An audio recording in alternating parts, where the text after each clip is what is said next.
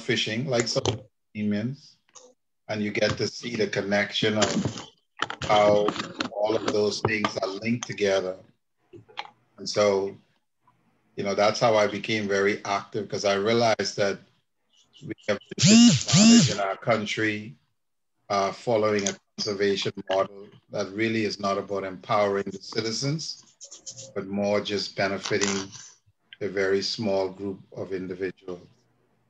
And so that is the driving force behind my passion to see Bahamians truly benefiting from so much we have been blessed with, but we can do it so that the next generation, their children, can continue to benefit as well. So looking forward to sharing and learning as we proceed with this presentation. Okay, thank you so much for that. So we have Mr. C. Allen Johnson on with us as well. Mr. Johnson, if you could just turn on your camera so that everyone can see.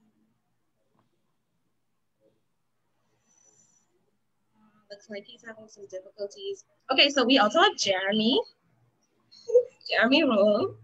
He's a social activist. He's actually not living in the Bahamas right now, but he has managed to stay relevant and prevalent in this fight. So Jeremy, if you could just introduce yourself, let the people know what you're about. Yeah, hi, my name is Jeremy Rule. I'm very passionate about my country and, our way of life and how we live. Just our whole entire culture. When growing up in school, I always thought that we only had sun, sand, and sea. So listen to people like Prescott and different activists like C. Allen and of course KCX. I began gradually to realize how blessed that we were as a nation.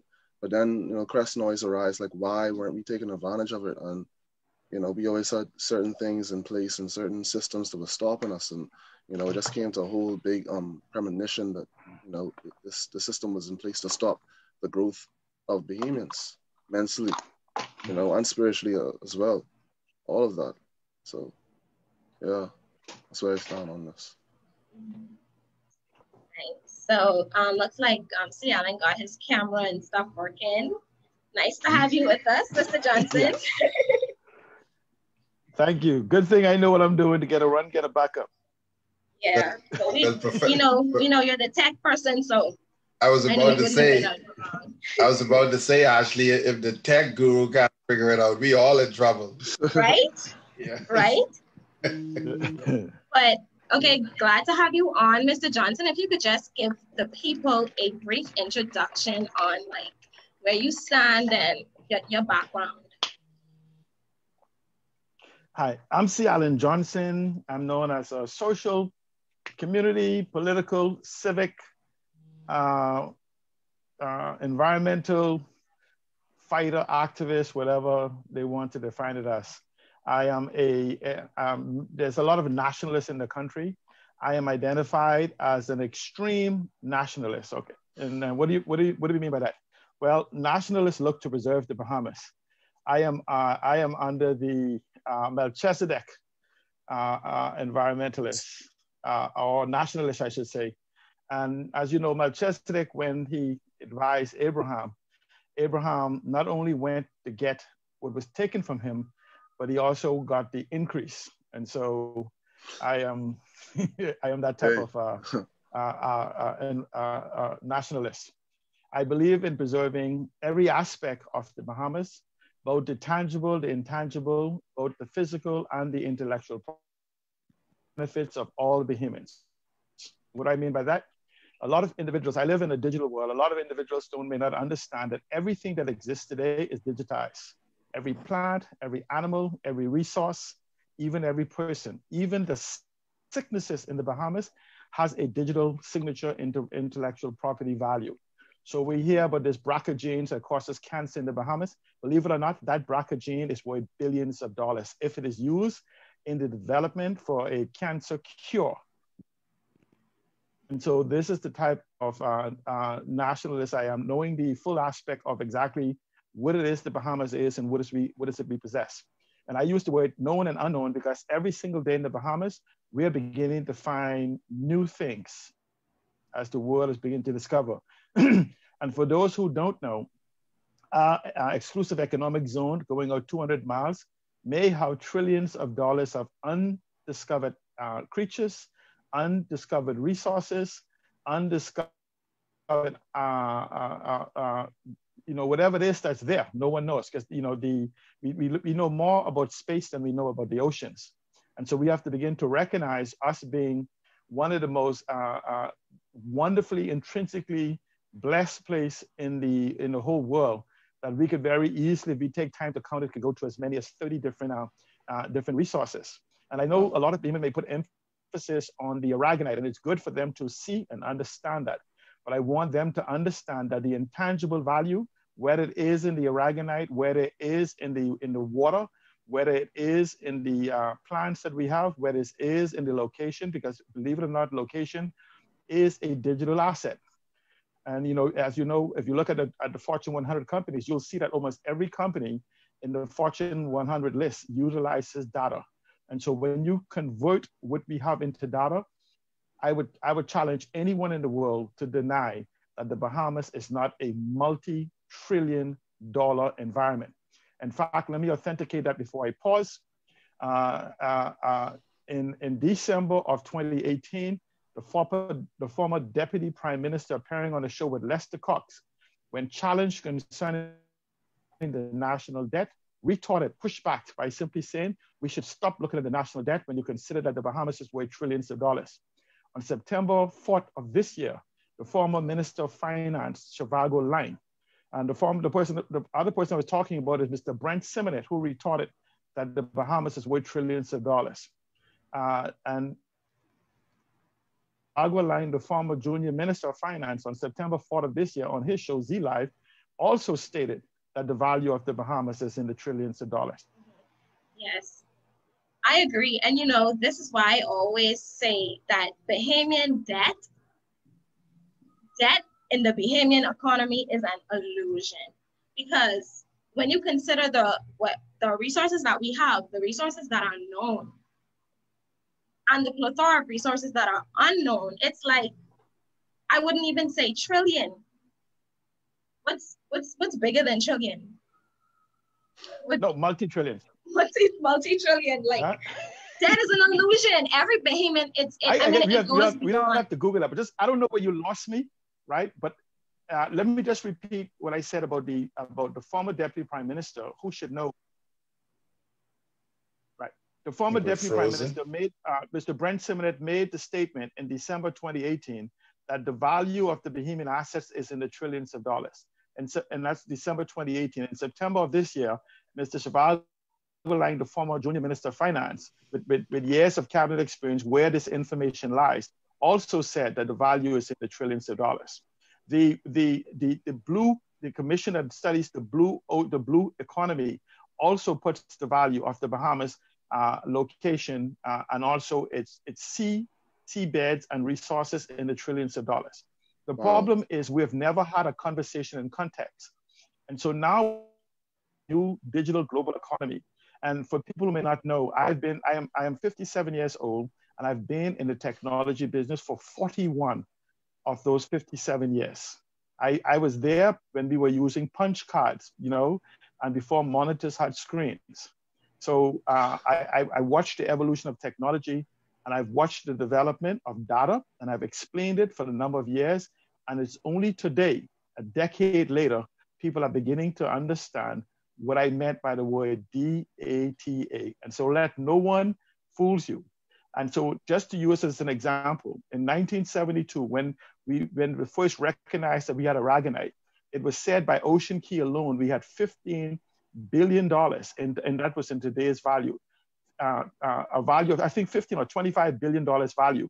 That same value today, computationally, for the fact that we now know that all the technologies have been developed since 1980, and especially since 1992, when the first digital revolution began. We are now in the second digital revolution. We are 3 years into the second digital revolution. But no one knew at the time that aragonite would be incorporated into almost every aspect of the technological world that we live in. We know how this involved now in our clothes and what we eat and what we drink and everything else. But unequivocally say on the aragonite, the Bahamas, for millions of years of accumulation, is the most richest country in the world. Now, multiply that by the other resources. In fact, you could actually know that the oldest living creature on Earth is right here in the Bahamas, in the Exumas, still alive, where they believe life began. And so we can talk, I guess, as we develop, we'll talk about these different type of resources, but we're here for Andros and to let them know the truth of what is there. Yes. So before we really delve into, the facts of, the drill down facts of Morgan's Bluff, let's just talk about the general knowledge for those that don't know. If this is like your first time hearing about Morgan's Bluff, let me just give you a little rundown. So Morgan's Bluff is located in North Andros. It is the highest declared area, the highest declared point in North Andros. And I say declared because there's so much land in Andros that has yet to be actually accounted for. Yes. So this is why I say declared. Morgan's Bluff, if you, when Prescott is able to pull up the sky view of it on Google Maps, you will see that it's actually strategically located in direct view of the northeast and northwest Providence Channel and directly adjacent to the tongue of the ocean. So, would you like for me to pull it up now? I'll wait till you. Yes, that would be amazing. So people could actually get the feel of it. And so all of that is important when we delve into why Morgan's Bluff is so precious, why it's so important and so crucial that we maintain control over this particular point of North Andros. Mm-hmm. So you can see it. You can see it right here at this location, the northern part of the island, and the tongue of the ocean. As you pointed out, you have the northeast, northwest Providence Channel, that body of ocean there. And of course, you have the Great Bahama Bank and the Little Bahama Bank. So Jeremy or C. Allen, you want to say anything in particular before I add a few other things there?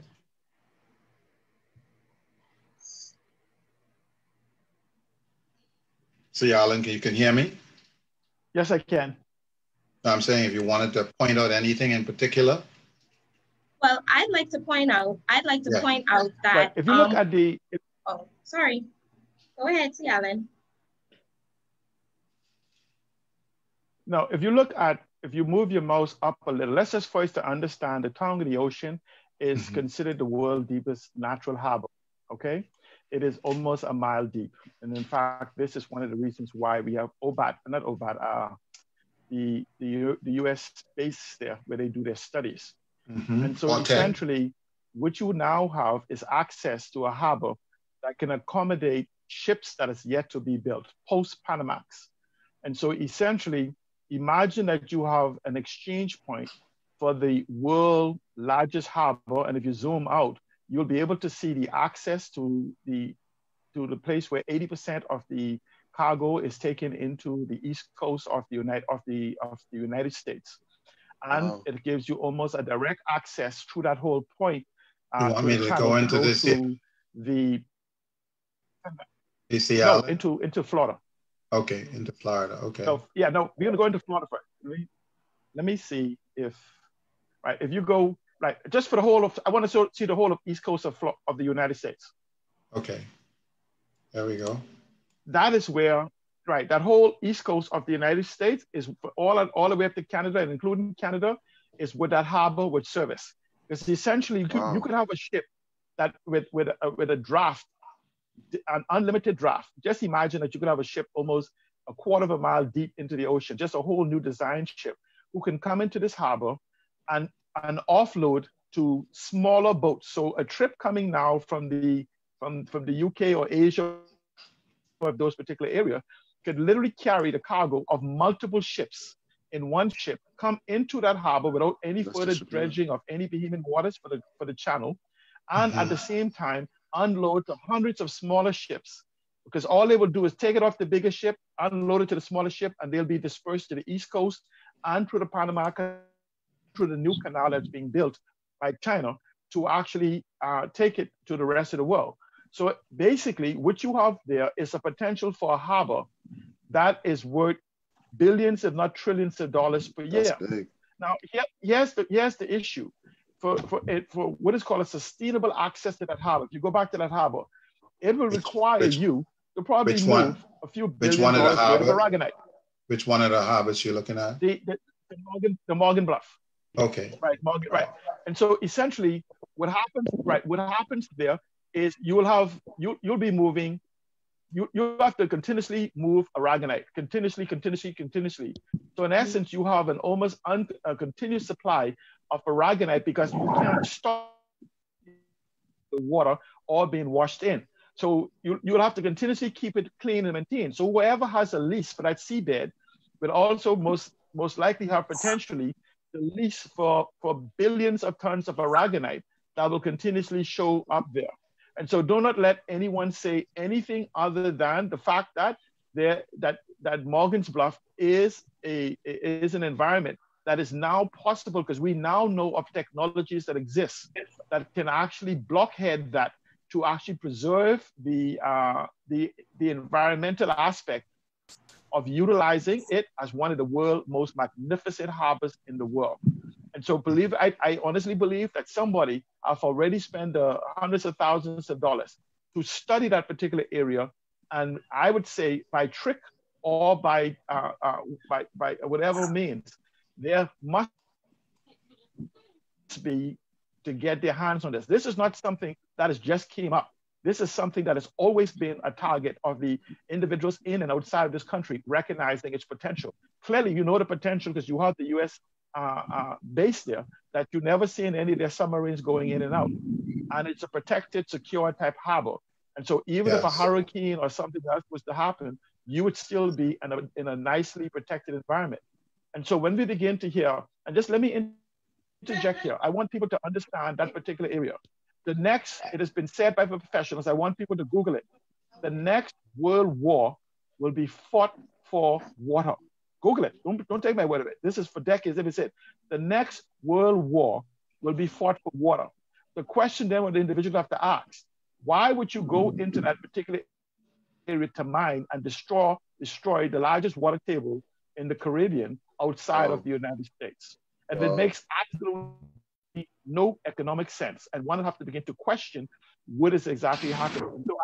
So simply put, Bahamians, is that we must preserve this at all costs. In fact, the entire northern of Andros, in my opinion, should be put in a sovereign wealth fund and taken out of the hands of the Prime Minister and any future Prime Minister or anyone coming else.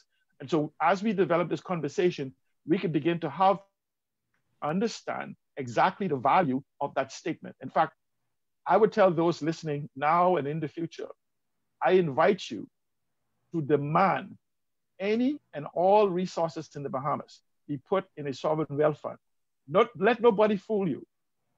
All the resources in the Bahamas lies in one office, the office of the Prime Minister. Don't let them give you any other conversation about anyone else. It cannot happen without the Prime Minister's signature. Any place in the Bahamas, if you have land, it's yours until you hit water. The minute you hit water, it becomes under the purview of the Prime Minister as crown land. Do not let anybody else tell you any otherwise, okay? Wow. And so the entire area that's covered by water is the Prime Minister. This whole smoke and mirrors about having to talk to the people in North Andros for anything that is underwater is garbage, because the individuals have no right. So what they're doing is called manufactured consent and control opposition. What do I mean by that?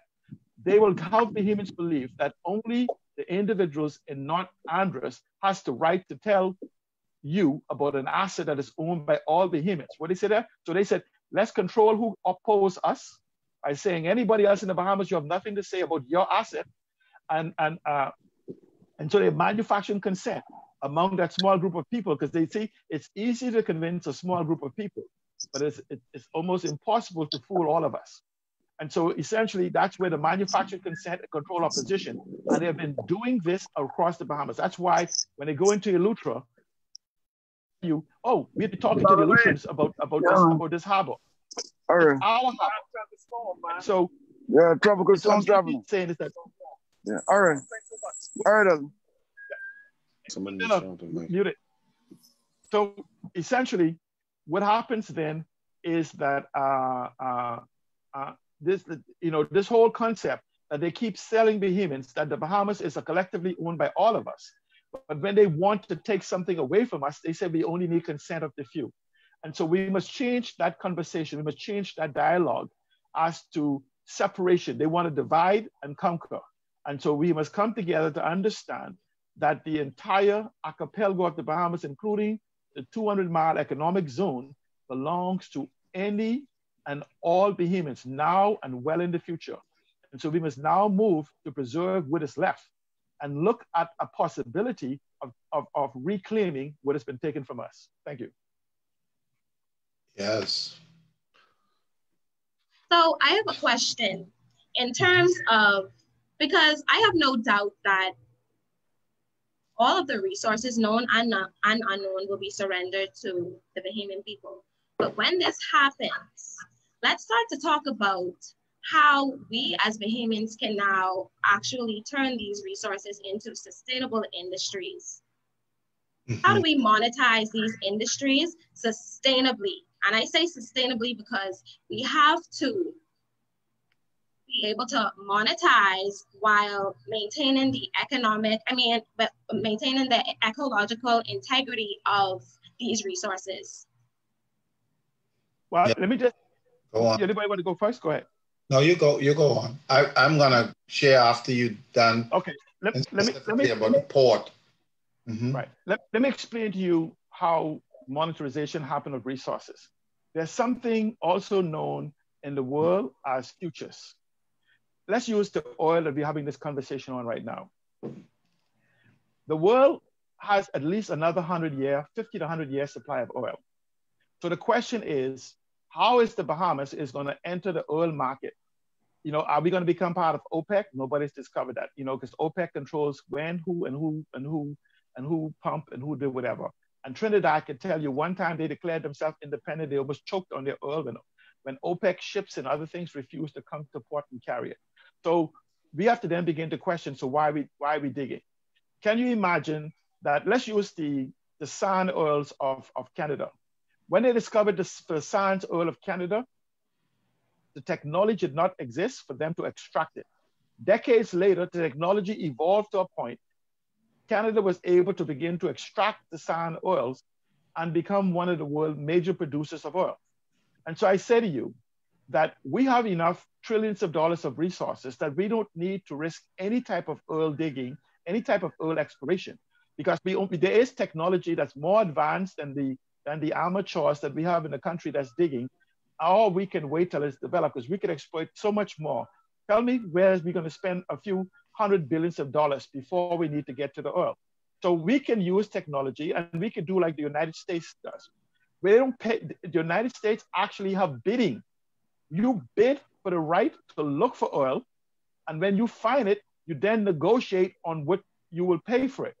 We're just giving out a license and just tell them to go in and do it if we have the reserves we have. So my question would be, if we can verify without utilizing the so-called digging they're intending to do, because we're risking everything with no form of protection. Remember, the laws that was written says if that Bahamas Petroleum, if the oil spill is a result of an accident, they're not responsible. Well, is there deliberate oil spill an accidental oil spill? Any oil so I spill mean, could be accidental. It's most likely. Right, so we have to look at things like that. You understand? So then we become responsible.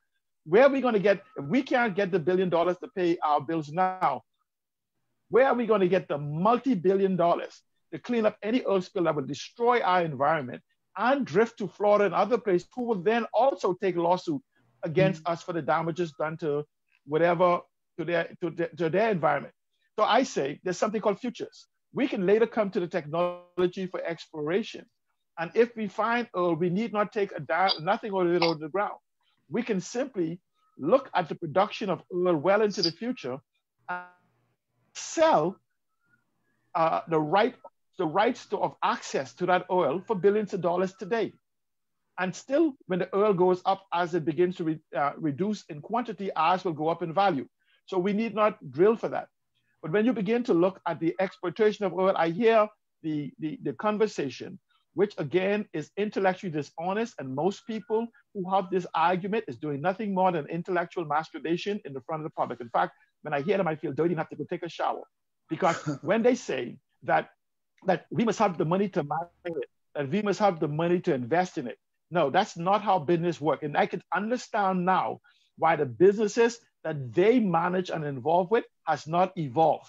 Because if they have that mindset, I can understand the IDB report that says that 99.5%, 99.5% of all businesses in the Bahamas is ill prepared for the digital era we're in. And so they're trying to keep us in that back type mentality. But when you talk about exploitation of aragonite, or when you talk about, let's keep to the harbor like we talk about. The harbor alone is worth billions, if not trillions of dollars in cumulative access for rights of goods and traffic, of goods traveling through there. We could find some of the best engineering companies in the world, some of the best environmentalists in the world, who will come and examine the northern part of Andros and tell us how we could exploit this. We talk about asking universities and colleges and whatever without cost to treat this as a project. Because I want people to remember, in the early 90s, before the advent of technology, Andros was listed as part of the United Nations as an Eden project. What is an Eden project? It simply says if catastrophic event was to happen on Earth, Andros was the place of the location for water. We don't even begin to know the level of water that is there. Andros is the location for arable land and for growth and advanced technology in agriculture. And around Andros is the basis for food supply. That's where fish and ocean type creatures are grown. And so if you go back to the 90s, just the northern part of Andros had a value of $58 billion. Remember the 500,000 acres they tried to get? That in the 90s had a value of $58 billion. And so essentially what they're doing now is playing on the ignorance. And I don't want Bahamians to believe that the word is ignorant means to be unknown. I cure my ignorance every day, and I'm ignorant of everything I don't know. And they're playing on the ignorance of Bahamians to lock these things up before we have an opportunity to understand its value. And the reason why this has begun to accelerate even before COVID was that we are 3 years, I told you 3 years into the second digital revolution, which is different than the technology revolution. Technology is where we used to use a pickaxe, and then you move to a backhoe. That's technology. Digital is the intangible and the knowledge economy and all of this environment. And so they're beginning these so-called oligarchs who have silently, we're going to come back to my questioning of the BNT and the TNC and all the rest of them, because this is a conversation that the Bahamas must have. My question is concerning the validity of the protection of these so-called areas that are we protecting them for Bahamians, or are we protecting them for a group of people who are hoping that a generation of people that knows dies away and their children and grandchildren will have access to it? And so simply put, if I am wrong, then just transfer to a sovereign wealth fund that will protect it for the next 1,000 years, 10,000 years, because if you and I agree, then there's no reason why it would not be transferred into a sovereign wealth fund for preservation and exploitation of what is necessary. In that whole northern Andros in that area, I want you to know that Andros itself produces about $11 billion of carbon credits, and so does Grand Bahama. And carbon credits is a carbon sink, which comes from the trees, which comes, believe it or not, from the ocean, And the very aragonite that falls out of the water is carbon. Carbon is part of its feature. And so the question then becomes, how do we exploit it? Without touching a dime, this Wednesday, the government of the Bahamas could go into the House and pass a law for the documentation of carbon credits and for us to sell it on the open market. And so if we have about 10 to 15 billion dollars of carbon credits that appears in the Bahamas out of nowhere, and this is the Nature Conservatory can verify this, as well as those in the nature environmentalists. We could, if we have to sell it for 50 cents on the dollar, we could bring in $8 billion a year. We're doing nothing but passing a law and documenting the carbon credits that is produced by Andros. And so, and so then we can begin to look and have conversation concerning the exploitation. Remember, if we have aragonite at 92% purity, is what they call medical grade, and the aragonite produced in the Bahamas starts at 93%. There is no lack in the world to find a sovereign asset management company. Okay, if you find a sovereign asset management company, which has nothing to do with your sovereign wealth fund, who look to exploit the value of which you have so they can benefit from the profits they're able to generate on your behalf. And I can pause it just here. If you were to win $1 million today, let's use Kalina, the Guardian, one of the Guardian group of companies along with the Guardian. If I was to win $1 million today, I would not walk into Guardian, Mr. Anthony Ferguson, and said, here's my $1 million, give me 15%. No, I said, Mr. Ferguson, here's my $1 million. How can you leverage this $1 million to make more than $1 million, and we'll share on the profit above my $1 million. So my $1 million is never touched. And so there is sovereign asset management companies in the world that manage these trillions of dollars of resources around the world. You don't have ministers in other countries running around selling their. Do you believe that the people in Norway, the ministers who was elected, running around trying to sell oil themselves? The 5-year celebrities? No. They have sovereign asset management companies that comes in, assesses the value, and look for the opportunity to increase the value so they can share in that value added. Okay? And that's where the whole concept comes in. So what has been happening is, again, the intellectual dishonesty of individuals who either is ignorant, idiots, or corrupt, who are trying to move you away from a sensible conversation as to how things are conducted. Even with the oil, you don't walk, there's no minister in the House of Assembly could walk into an OPEC meeting and say, we got oil and we want to sell it. It ain't happening. That's why you have sovereign asset management companies who go and knows how these organizations run. These organizations run the world. The aragonite we need is integral in running the world. Now, I want people to understand, in February of 2012, the Minister Earl DeVoe in the House of Assembly, or somewhere around there, said that I can't remember, it was 5 billion tons of sand per year is produced in the Bahamas. Now I want people to, harvestable quantity, just put sand at $20 a ton, which is just our local market. And remember, the sand that's produced in the Bahamas is unlike other sand. The Sahara Desert has more sand than that. But why don't they go to the Sahara Desert? Why? Because the sand in the Bahamas is like Legos. You know, they try to stack the sand in the Sahara Desert, which is like marbles on top of each other. But when you take the sand in the Bahamas that are like blocks, like Legos, it sits on each other and locks and interlocks upon each other. So that makes the sand in the Bahamas superior to what is needed around the world. And the purity of it for the blending and the silicone and the silicia and all those things that comes out of it, it gives us tremendous value. That's $100 billion worth of sand alone. And that's not even the aragonite. And so, and that's what he said can be sustainably harvested. We can harvest more than that if we damage the environment. It says if we sustainably harvest it, we could take 5 billion tons of sand, the building blocks almost of every construction company in the world.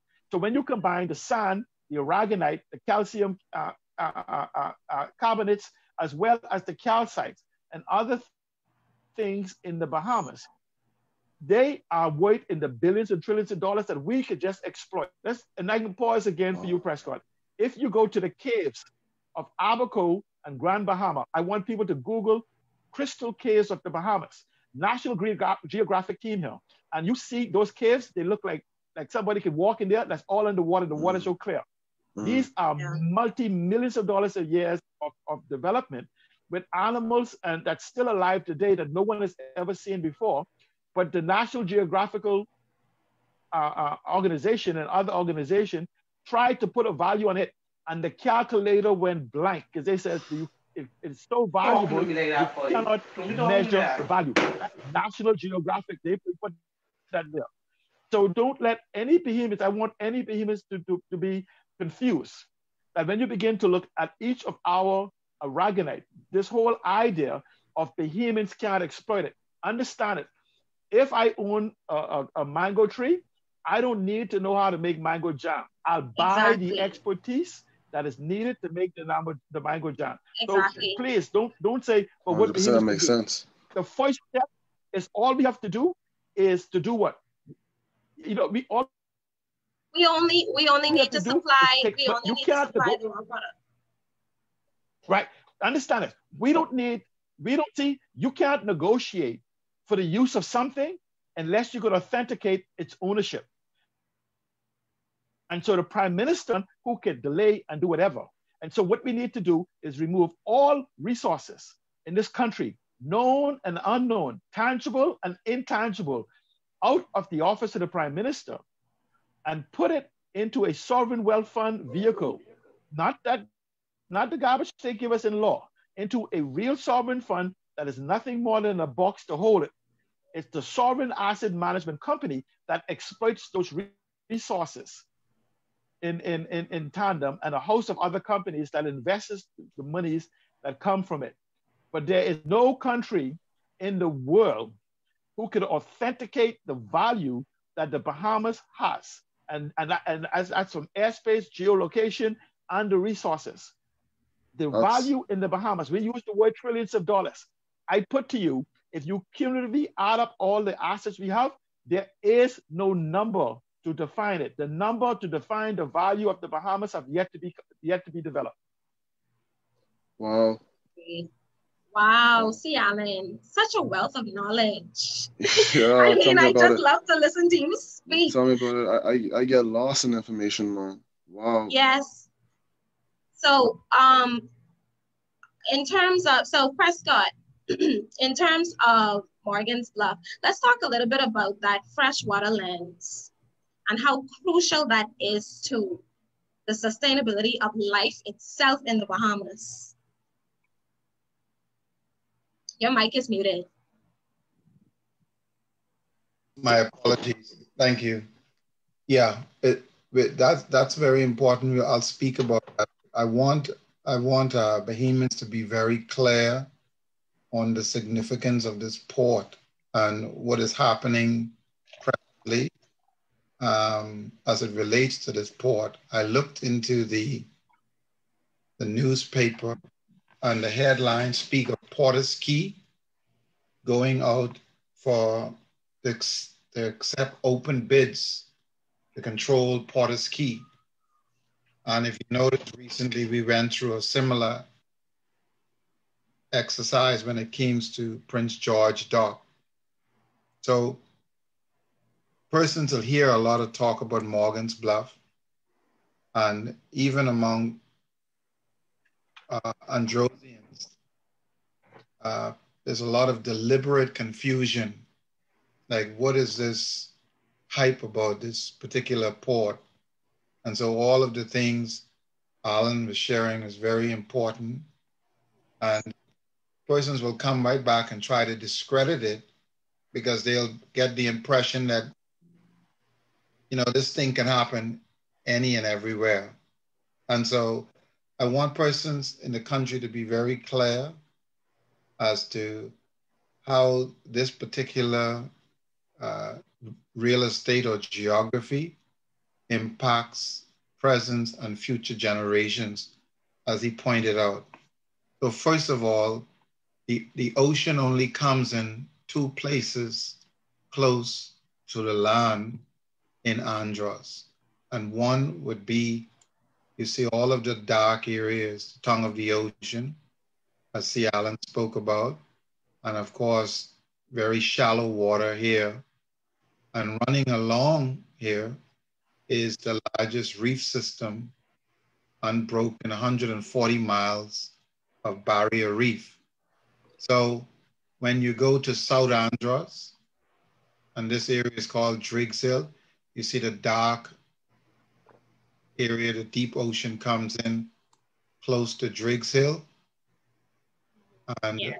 of course, you look at Mangrove Key, you can see vast area of shallow water before you get to the barrier reef and then the ocean. And that comes down straight along Andros into central Andros, lots of shallow water, fresh creek, and again, massive amount of shallow water. And you notice as you're going north, the ocean starts to come close to the land here. And so you have Morgan's Bluff and Driggs Hill are where the ocean comes in at its closest point to Andros. So why is Morgan's Bluff so significant to the future of this country? And I'm going to point out so that if you are a child, it's with clarity that we understand this. Before, Nassau ended up with one location where international goods are cleared by ships. This is Arawak Key. There was 5 locations before that. And again, it was all merged into one location. The cost of living went much higher. A few persons expanded their wealth even more, and lots of token shares were sold to the Bahamian public as almost like a feel-good situation, but really more like a buffer so that he who controlled the shipping before, they just converged the 5 locations into one.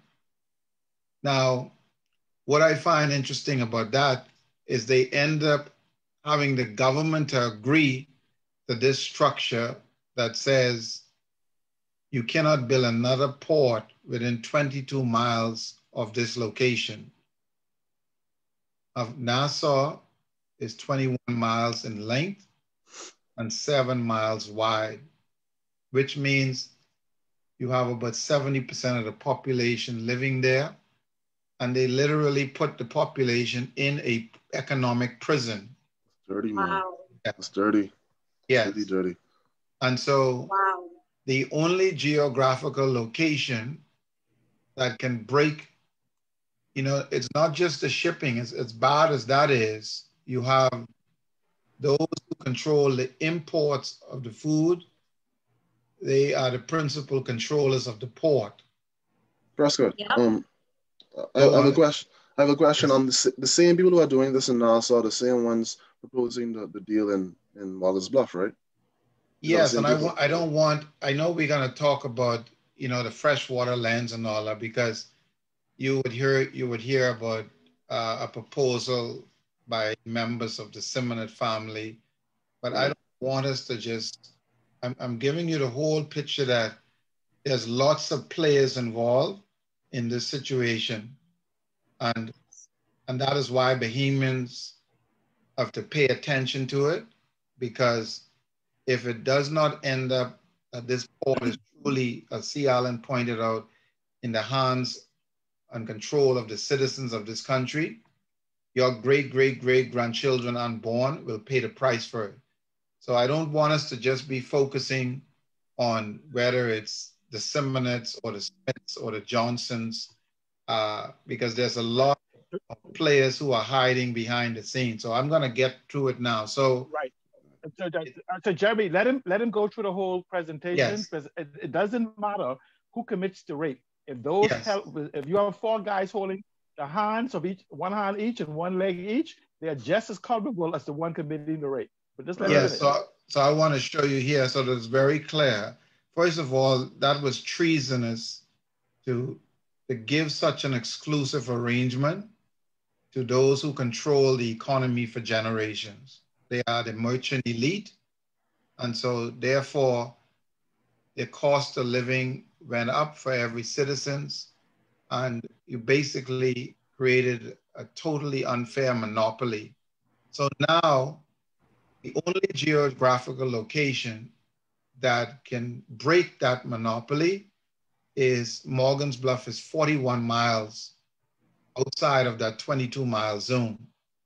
It's not Driggs Hill here where the ocean comes in close, because just as Ashley pointed out, and Sea Island, the goods coming from around the world, that they're not going to pass and go and clear in Driggs Hill and then go back. So this is the strategic location for several reasons. One, the most farming land in the country, arable land, is in North Andros, where you have the larger pine forests. It does not mean that you can't grow things in South Andros. That's coppice and pothole farming, and we'll get to that. And so therefore, it isn't just that they would lock up the entire country by controlling this port. And it means that they would have also captured the largest island with most of the resources in the country. And we're going to talk about others, because it doesn't mean that the other islands are insignificant. So I want to really lay that out very clearly here. So you notice in the paper, as I pointed out, and they always put these articles, they're considering proposals so that they can get control. I'm going to go back to NASA and show you how evil this is to our country. Let's go to Porter's Key.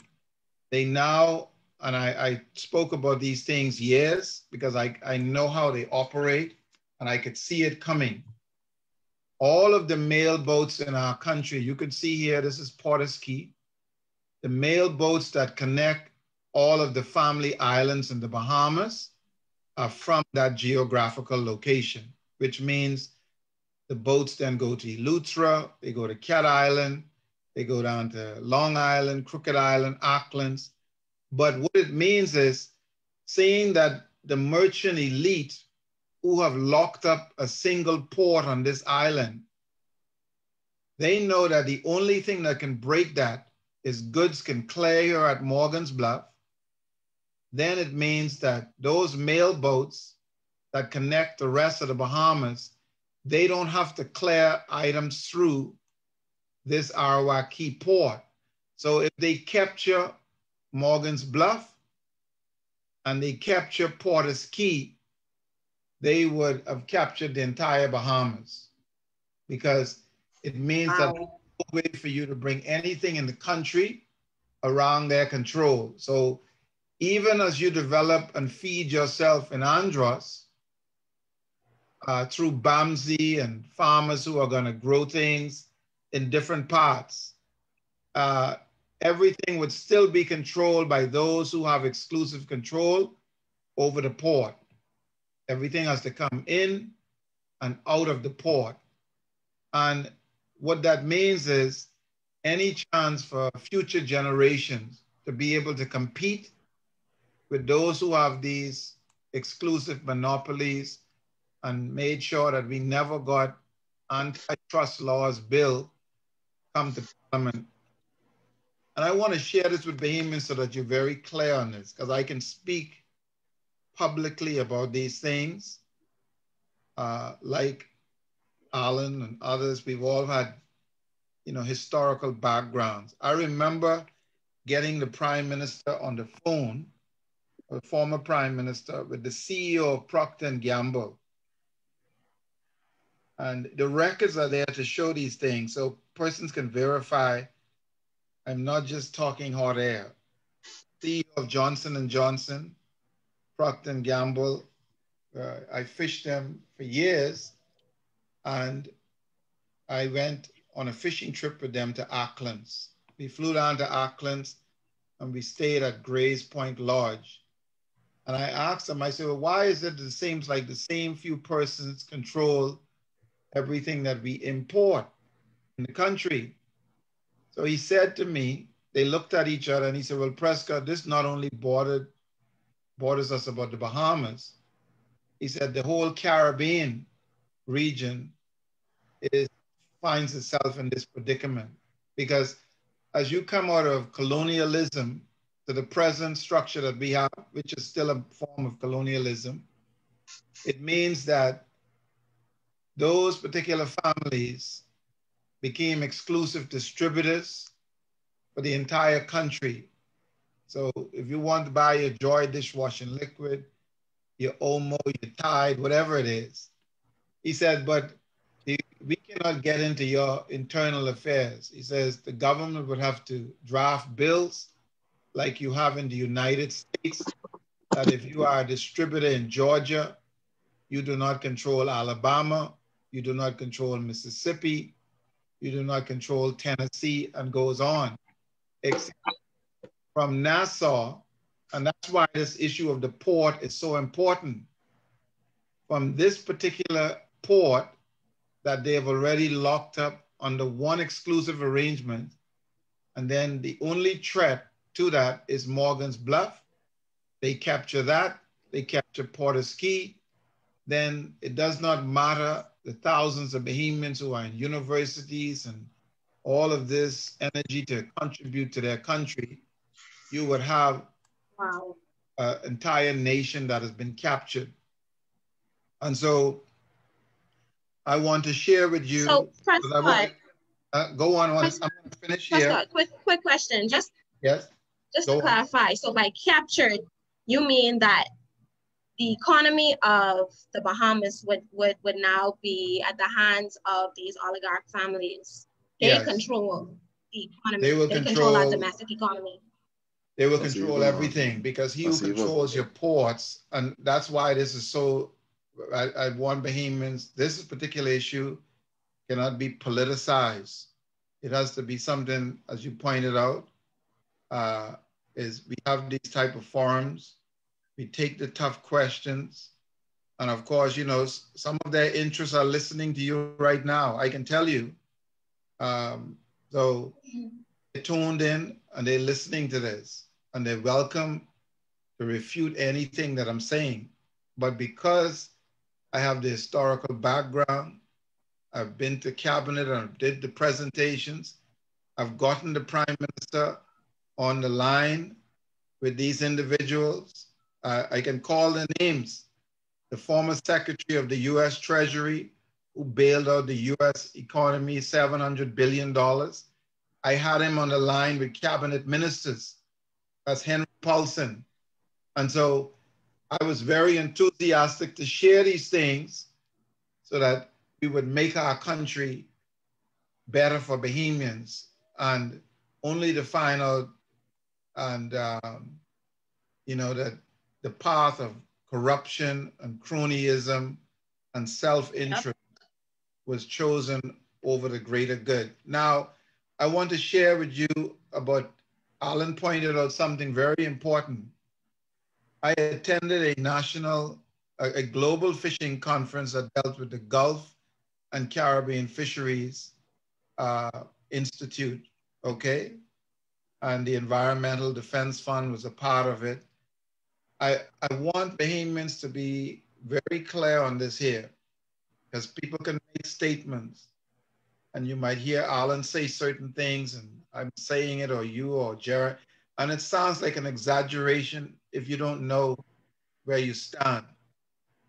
What I was able to share with them was, as you can see here, you look at the globe and you can see no country in the Caribbean have the vast amount of shallow water. Most of these are volcanic. You come all the way up to Puerto Rico, you get Haiti and Dominican Republic, and you go to Jamaica. They have mostly deep ocean around them. Cuba has its shallow banks in some areas. And then, of course, you can see Mexico as you go in very close to light water. You got Belize, you have Honduras, and deep ocean. So the largest nursery system in this entire Western world of mangroves exists in the Bahamas.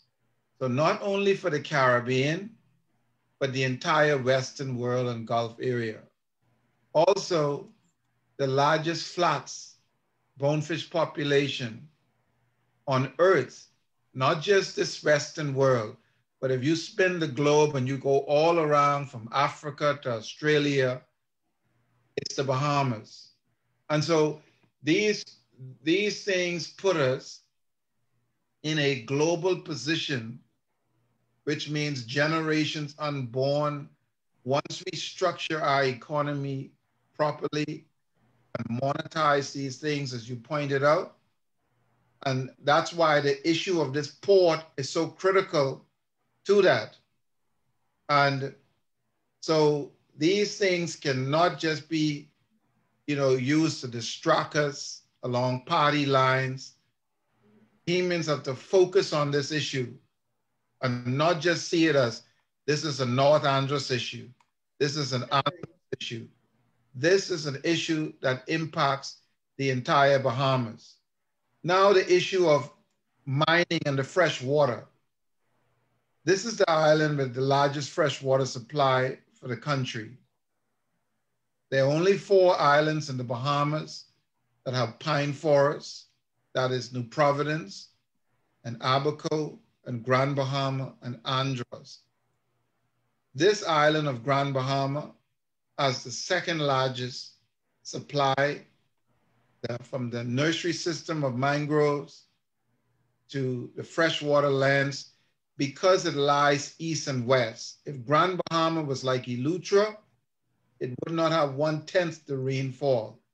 So if you notice, even New Providence, while it is 21 miles in length, because of the geography of how it lays, nature sees it as 21 miles wide because of the prevailing wind coming east to east southeast.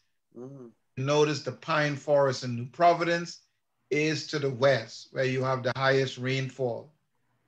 That rainfall transfers from there over to Andros, which means this part of Andros has more rainfall than the southern part of Andros. It has an average of 80 inches of rain, and it has 30 inches of rain here because it's coming across this open water. And by the time a lot of the clouds build, the pine forest is to the west. These things this is information that we need to have all our citizens aware of, that yes. when a proposal or any proposal to mine into your freshwater lands, that's not just an issue about Andros, because the largest nursery system in the entire Western world is on this island. The largest amount of blue holes in the country and on planet Earth are on this island. So if you damage this ecosystem here by just making isolated decisions, it means that you are impacting all of these commercial fishermen from Long Island, Eleuthera, Grand Bahama, Cat Island, who are all fishing on the Great Bahama Bank. So this resource belongs to us all. And that's why I said, I don't want to personalize this, because as I said to individuals, if it was my mother or my brothers, it would have the same opposition from me for anyone who wants to mine into that freshwater lands. This isn't personal. Yes. People attacking us and say, oh, see, Allen has something, or Prescott. No, no, no. If it was my brother or my mother or father name on that same document, it would be exactly the same opposition for me. I had to take these stands over and over, and that's because understanding of what is at stake. So it is right back to these strategic things, making a move. I said to individuals who wants to mine, and so that persons would understand where they're talking about mining, so that again, we're not distracted. You're talking about 5,000 acres of land. That is not a little body of water. I mean, geography of land.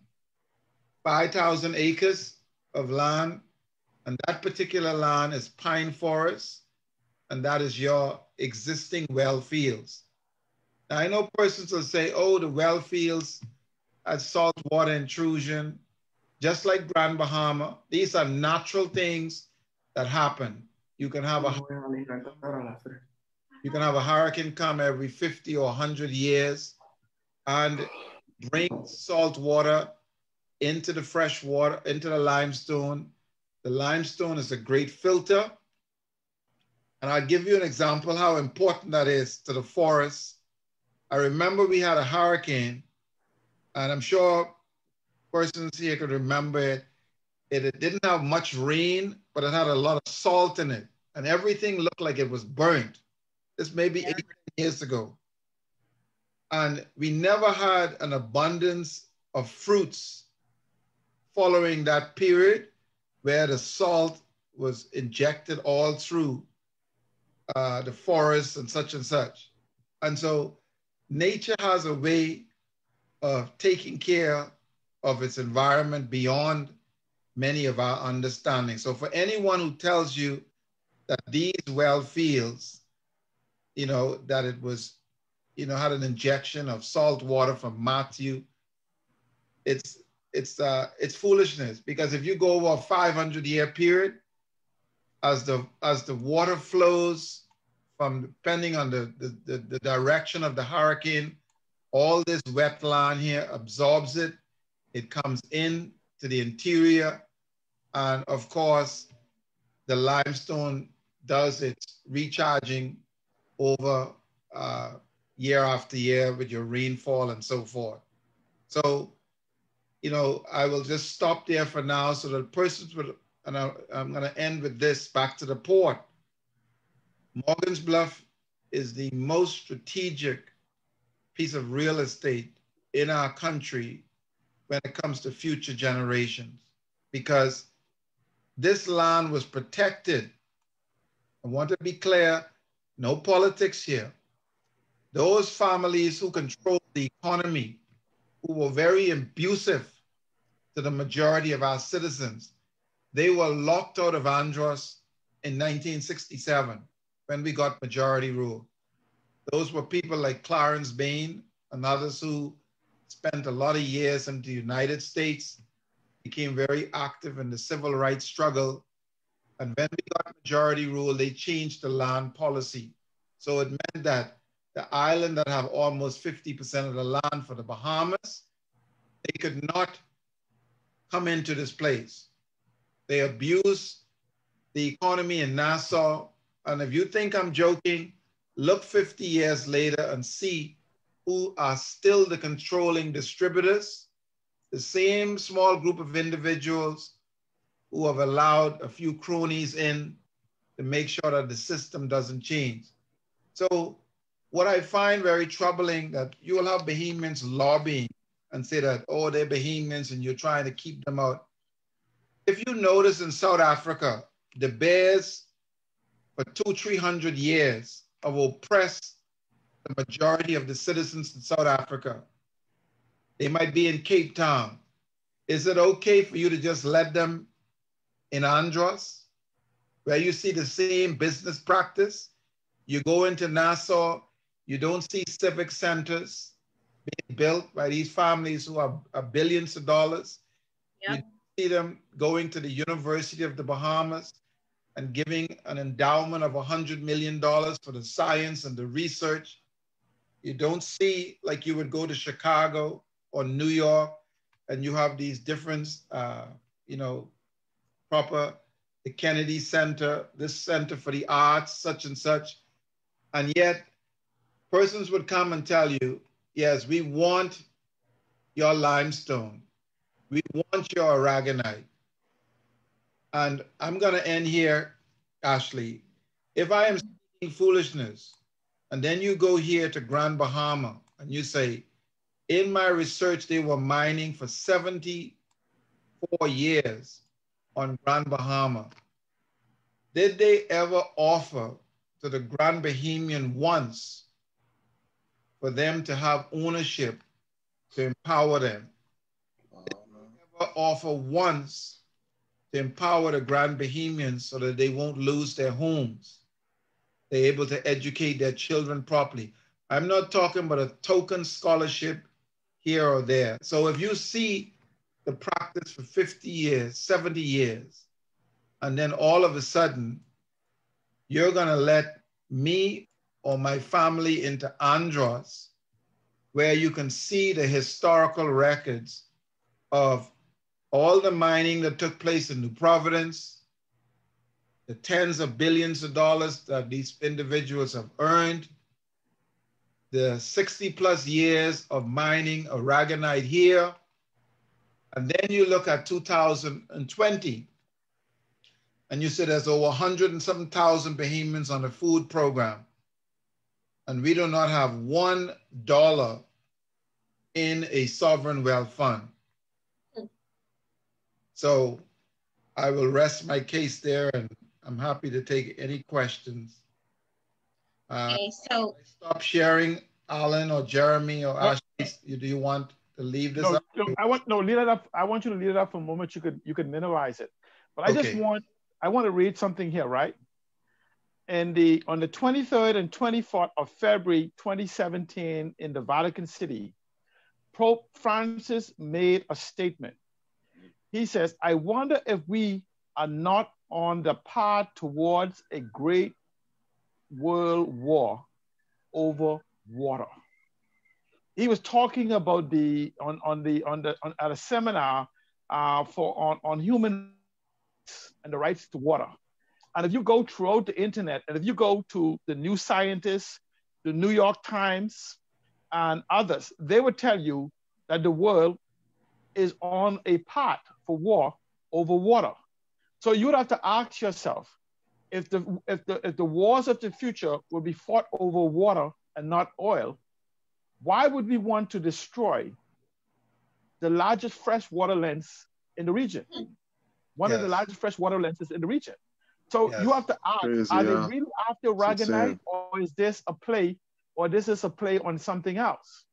And so it's the same thing. And when you begin to talk about the ports, there are 4 strategic ports that allows you not only to control all of the commerce in the Bahamas, but it also allows you to control, literally have control over maybe 80% of the commerce in the world. Yes. That is Grand Bahama, New Providence, Andros, and Mayaguana. I don't want people to dismiss Mayaguana.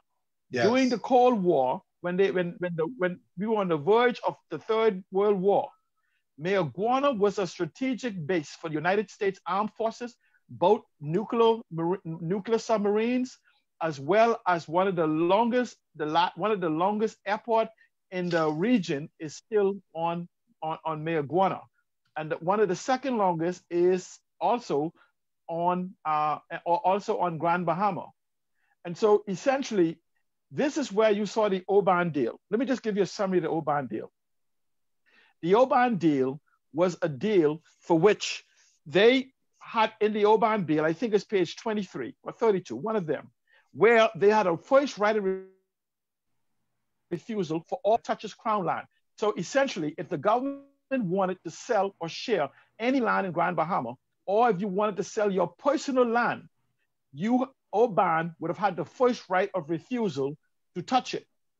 Now, one have to understand that all the Crown land in East Grand Bahama happens to touch all of the Crown land in Freeport.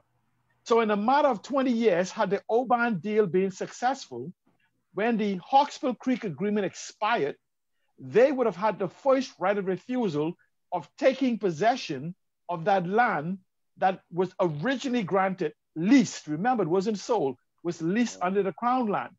And Alan, guess what? Alan, one second. You're going to continue, but I'm just putting this up to support while you talk, so that people, when you mention Mayaguana, they can see the accuracy of what you're saying. And this is a live shot of the ships going through the Mayaguana and Crooked Island Passage. So you could continue. Okay. So essentially, had they got the Oban deal, they would have came to you and says, we made a decision. Why would you consider that East Grand Bahama, where they wanted to put Oban, produces between $3 and $6 billion of carbon credits. It's the second largest nursery in the region of mangroves, red mangroves and the regular mangroves. is one of the most largest coppice in the region. It's on Grand Bahama. It's the second largest flat around, only second to Andros. Yes. It is it's the second largest water supply. It's where the blue holes are. It is also where I just told you the caves, where in those caves they have found the origins of life and animals, including crocodiles in those caves and creatures they never thought exist. Do you really believe that those individuals were so naive that they would put an oil refinery in the middle of a multi-billion, if not trillion-dollar opportunities? No, it was about grabbing ownership of the land and eventually in 20 years have possession of the other harbor. Remember, at one time, Freeport Harbor was listed as the third deepest harbor in the world, natural. It was the only place in this Western hemisphere that a post-Panama, ships bigger than the Panama Canal, could go into because the ships were too big to go through the Panama Canal. Mm-hmm. So it came into Grand Bahama to be offloaded into smaller ships to go through the Panama Canal. And so these people have been strategically allocating pieces of land for control. They have already made billions of dollars. So this is no longer about money for them. This is about taking ownership of a country for their pedigree, their children and grandchildren, great-grandchildren. And we're beginning to see, see, this is multiple things are happening in our country at the same time. We're beginning to see people are given titles. The Byrons have been given titles like Sir this and Sir that, so that when a generation of people who died and knows the truth, our children and grandchildren have not been taught the truth, will only remember them as Sir this and Sir that, not as the robber Byrons of who have basically extricated the wealth. See, and so I want people to understand that we are just at the beginning of a conversation about the real economy of the Bahamas. Wow. That's the 12 to 16 billion dollars that you hear is what is made in the tuck shop of the Bahamas.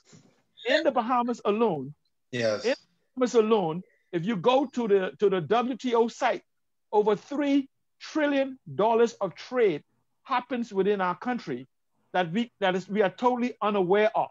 Oh, that's crazy. And so when behemoths begin to have access to the information that we have, and I want you to notice, right? I want you to call one of those brand names in the country and say their breath smell and see if they don't issue a disclaimer. Ask them why they don't give an educational program to dismiss the value of the resources that we say that we have. And the easiest way to solve that is to strip the prime minister of the so-called power. Now, I want behemoths to understand that the prime minister does not have unlimited power.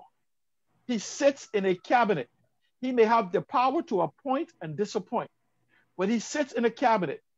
And as long as he can appoint 51% of men and women who lack testicular fortitude or ovarian audacity to challenge him, he then has control. Because at any given time, cabinet can checkmate the prime minister.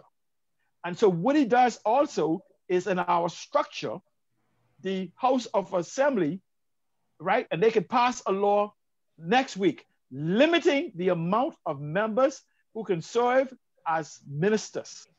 Because what he does is he farms the House of Assembly for emasculated men and women who lack ovarian audacity to pile the people in the cabinet. So we now have a group of they're not deserving of the title of men and women, because so they then ordain what he does, because he answers to this group of people, and the cabinet sits there for their 5 years of celebrity status. And then those same individuals go into the House of Assembly, and the House of Assembly then lacks the power to hold cabinet accountable, which then strips the Bahamian people of the ability to hold them accountable, except... Alan, just 1 second. You can continue. I want you to, so Bahamians, while you're sharing this stuff, they can see, just so that they know what they're looking at here on the screen. So all of these blue are representative of, these are cruise ships. All of the red are oil tankers. all of the green are container ships. So I want to read something, Alan, because this is where you are living right there. It says, through traffic. those are of cruise ships off McLeanstown. This is McLeanstown in Grand Bahama. It says, we cannot allow these vessels to mess up our fishing grounds all over the place. And as a result, is they moved from the Berry Islands. They were all here. They destroyed the reefs. Yes, Now they they were go to all here. McLeanstown to destroy the reefs. Okay, they were all here. It says they moved from the Berry Islands because of the weather, the cold front, but no excuse to drop anchor anywhere they feel. So note what is happening here. All these ships are piled up here. Imagine the weight of those tons anchor and the chain alone to hold those ships, and they can drop on a coral, a seabed, whatever it is. And these are the things that we are paying the price for when it comes to the #1 marine resources. And yet, all of this, you ask yourself, why aren't these cruise ships over here in the US, where they would have to pay thousands of dollars a day to anchor into the Gulf? So the Bahamas that, you know, we get bamboozled with some flags, and this is the result of it, while our people are suffering. You can count. Sorry, Prescott, could you repeat what the colors mean for the flags? The colors are, these are actual ships. This is a live shot. So anyone can, marinetraffic.com. And for example, I can click on this ship and you'll see a photograph of it come up. This is a Carnival ship. And we can go here again. This is Symphony of the Seas. This one is Carnival Sunrise. This is Carnival Pride. This is Carnival Ecstasy. An MSC, that's an MSC ship. And you can go on and look at them. So all the blues, I'm just sharing this because what Alan is showing you, if our country alone controlled this port here, the Morgan's Bluff situation, it's just, this whole debt is fabricated because they have us operating the tuck shop, the majority of our citizens. You know, like you got the real business on the other side, and they say, well, I'll give you all the tuck shop. You sell your party, your hot party, and some, you know, some popsicle and so forth, and you share that among majority of the citizens. So that's what you see going on here. And the Marine pilot just sent this to me, and I thought I would bring it forward to the country and show you what's going on. Yeah, so Alan, you could continue because you see his point, 24 hours a day, all of these ships are coming through here. That's the gateway, just like you pointed out. You can see all the evidence is right there, so that people don't just think you're talking foolishness when you're sharing this stuff. You can show them it. Okay, Alan, you can continue. No, but this is the point. When you look at the touch point of the economy of the Bahamas that is unmeasured, they have you focus on this so-called tourism to tell you that is it. But it's no fault of yours, because if I put you in a cage and I only tell you this is what it is. But we are now in a knowledge economy. We are now in a new burst of information age where data is the new oil. But again, you see now that water is more valuable than data and oil. Yes. And here you have one of the largest water supply. If you look, there's some research that shows they have yet to understand there are layers of fresh water under the sea that they do not understand how you could achieve salt water, fresh water, salt water, fresh water. So essentially, when you look at the potential of the water supply that we have, as the world fights for water, we have a natural process. Those individuals on New Providence only need to remember that that little spot that they say we don't use provided water for 400,000 people or 300,000 people every single day, as well as the millions of tourists who came to New Providence. That place provided the water for them on a daily basis. So if you're claiming that you have 2 million stopover visitors in the Bahamas. Let's put 1.5 million in New Providence. That would mean that you supplied water for 2 million people per day and didn't scratch the surface of your fresh water supply. Wow. Okay? You know what's sad about So this? please, I just think when you begin to put this in, No, Alan, in I just wanted to context. share with you. You can finish. I wanted Bahamians who are listening to us. I don't know if they are aware that 90% of their water that is supplied is actually private companies now selling water to water and sewage. So right on the quiet. Selling our own water to us. Yes, exactly. Because we have no policy in place that says when they take the water from beneath the ground, there is nothing written. And so they turn around and they're selling water to water and sewage, and water and sewage is collecting money from the Bahamian people and as making a killing of the situation. And you know what's so baffling to me, that how 70% of our population here in New Providence, how can you sleep at night from one government to the next, allowing one of the most important resources to be controlled and selling water to 70% of your citizens on one island, and you don't control that? Well, what happens to what is going into the water system? And so these are things that people share in frustration to me in the quiet, and I raise these issues to the public. And so I would hope that somebody would, question, because different persons are listening, that whether or not I'm sharing information that's not factual. So that is the predicament we find ourselves in. So you got to go and now and allow your water resource, which is the largest, not only in the country, but to the largest nursery system, bigger than the United States of America. The United States, with 300 plus million people, do not have as much mangroves as what's on Grand Bahama or Abaco or Andros, because they are only located in part of Florida and one little area in Texas.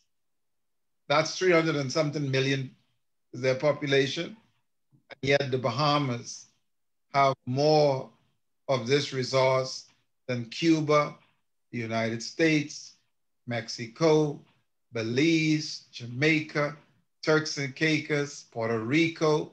All of these countries go straight down the region. And you're going to play around with that. It is a priceless resource. And all we have to do is let our citizens know these things exist, put proper policies, as you pointed out, Ashley, and monetize them. And we will have a different Bahamas. We wouldn't be scraping around with our people suffering. Alan, what disturbed me is a friend of mine who actually said you reached out. He's in one of the Scandinavian countries. And he says, here it is. We're living over here where not as citizens have to worry about their mortgage, their health care, education, and we don't have 1/10 of the resources you have in the Bahamas. We have 5 million is the population. And yet, so much suffering taking place in our country when we have global resources. I want, Alan, you had mentioned Meguana. Would you be kind to go into that a bit more? Bring right here the ships, you can see them. These are container ships passing through now as we speak. Yeah. Right. Meguana happens, Meguana has more than aragonite. Meguana has granite. Yes. And other types of rocks, and which is has even more value than even the aragonite in the existing form. And yes. So when we begin to look at the aspect, why it's important for us to have the office of Prime Minister to be held accountable. And the best way for that to happen is for you to hold your individual members of parliament accountable. And when you begin, when the government, when these political parties begin to see that individuals within their community will hold their individual members of parliament accountable. So when someone gets up and says, I speak on behalf of the, if C. Allen sits in parliament and says, I speak on behalf of the citizens of Central Grand Bahama, the citizens in the Central Grand Bahama could immediately fact check me, because they could say, when did we tell you to say that what you said? So it's the dislocation, the disassociation from power, because they've convinced you that you have no power except in 5 years. But I want to understand, Bahamians, when you elect a government, you do not give them power, you give them authority. Power supersedes authority.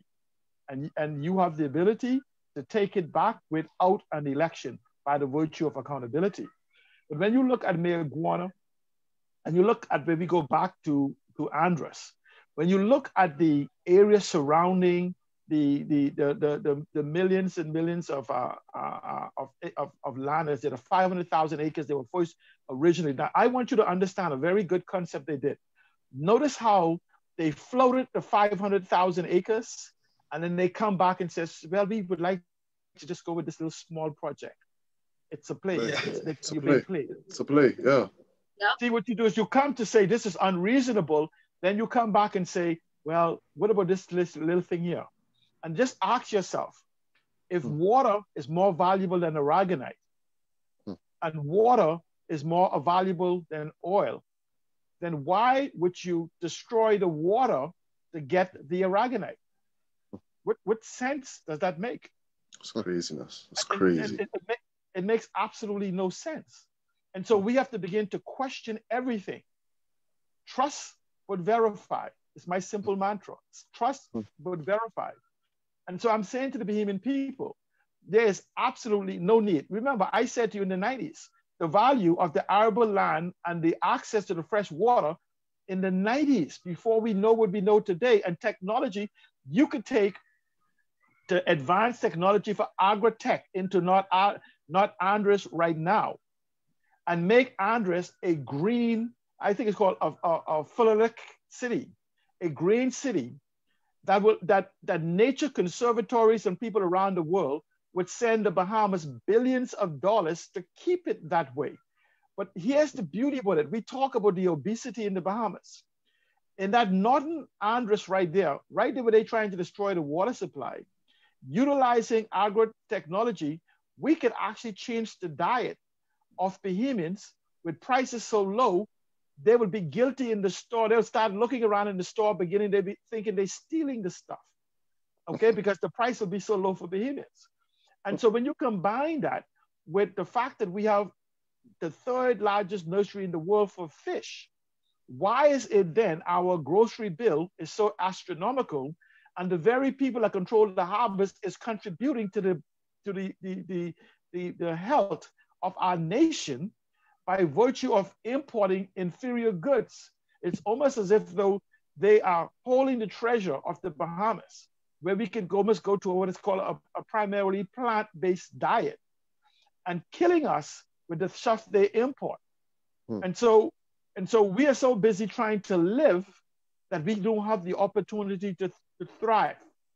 And believe it or not, I put this at the foot of every single prime minister, because that is where the corruption comes.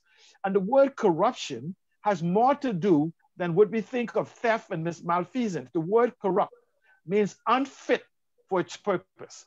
When somebody brings me their hard drive and they say, my data is corrupted, I simply say, no problem, let's correct it to its proper format, which the intent was, and they have access to their data. So the office of the prime minister has been a corrupt one. Before when we had the premier, and now we have the office of prime minister, it is a corrupt institution that must be taken hold by the throat. We must take control of our country. So for control of the country, we must take control of the office of the prime minister, and not allow a single individual to choose by virtue of their political parties. Women that lack ovarian audacity or men that lack testicular fortitude to stand for the Bahamian people. Alan, you're making a good point. Can I ask you a question on that issue of corruption? Yes. Yeah, don't you think that the whole process, because I don't disagree with you at the political level, but I've dealt with these families long enough to know that they are funding our elections, and that within itself is the root of the corruption. Now you need men and women with integrity who says, I'm going to stand up to it. But that is what I've found that goes on unknown to most of our citizens. But Prescott, that could be fixed in law, you know. That could be fixed in law on Wednesday when they go into the House of Assembly or the Wednesday after. By bringing a law. What law would you suggest that they put in campaign reform? I would bring a law and simply says that the limit for spending is $50,000. Go into your community and have a debate on ideas. You understand? Put a limit. Put campaign reform. So you don't have the T-shirts and the liquors and the parties. That you can have a debate of individuals. We don't let them sell you on the lie that we have a political system. See, the political system, it was a corrupt overlay. But if you could see through the veil, you'll recognize that you still have the power. The problem is that, you know, I hear people use this black crab syndrome. And let me tell you, when I first came home almost 20 years ago, I wanted to examine that. And I went to Porter's Key and I observed the crabs in the pen. And I saw black crabs and white crabs doing the same thing. And you didn't know? You didn't tell me? I want you to pay attention. Someone needs to be muted. Yeah. So I saw the black crabs and the white crabs in the pen, seemingly pulling down. I want you to pay attention to that point. Pulling down and standing on top of each other. Then I went to the out island, including Grand Bahama, and I observed both the black crabs and the white crabs in the wild, in their natural environment.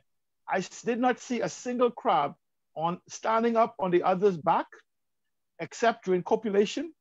I didn't see a single crab pulling the other one down. And an epiphany hit me.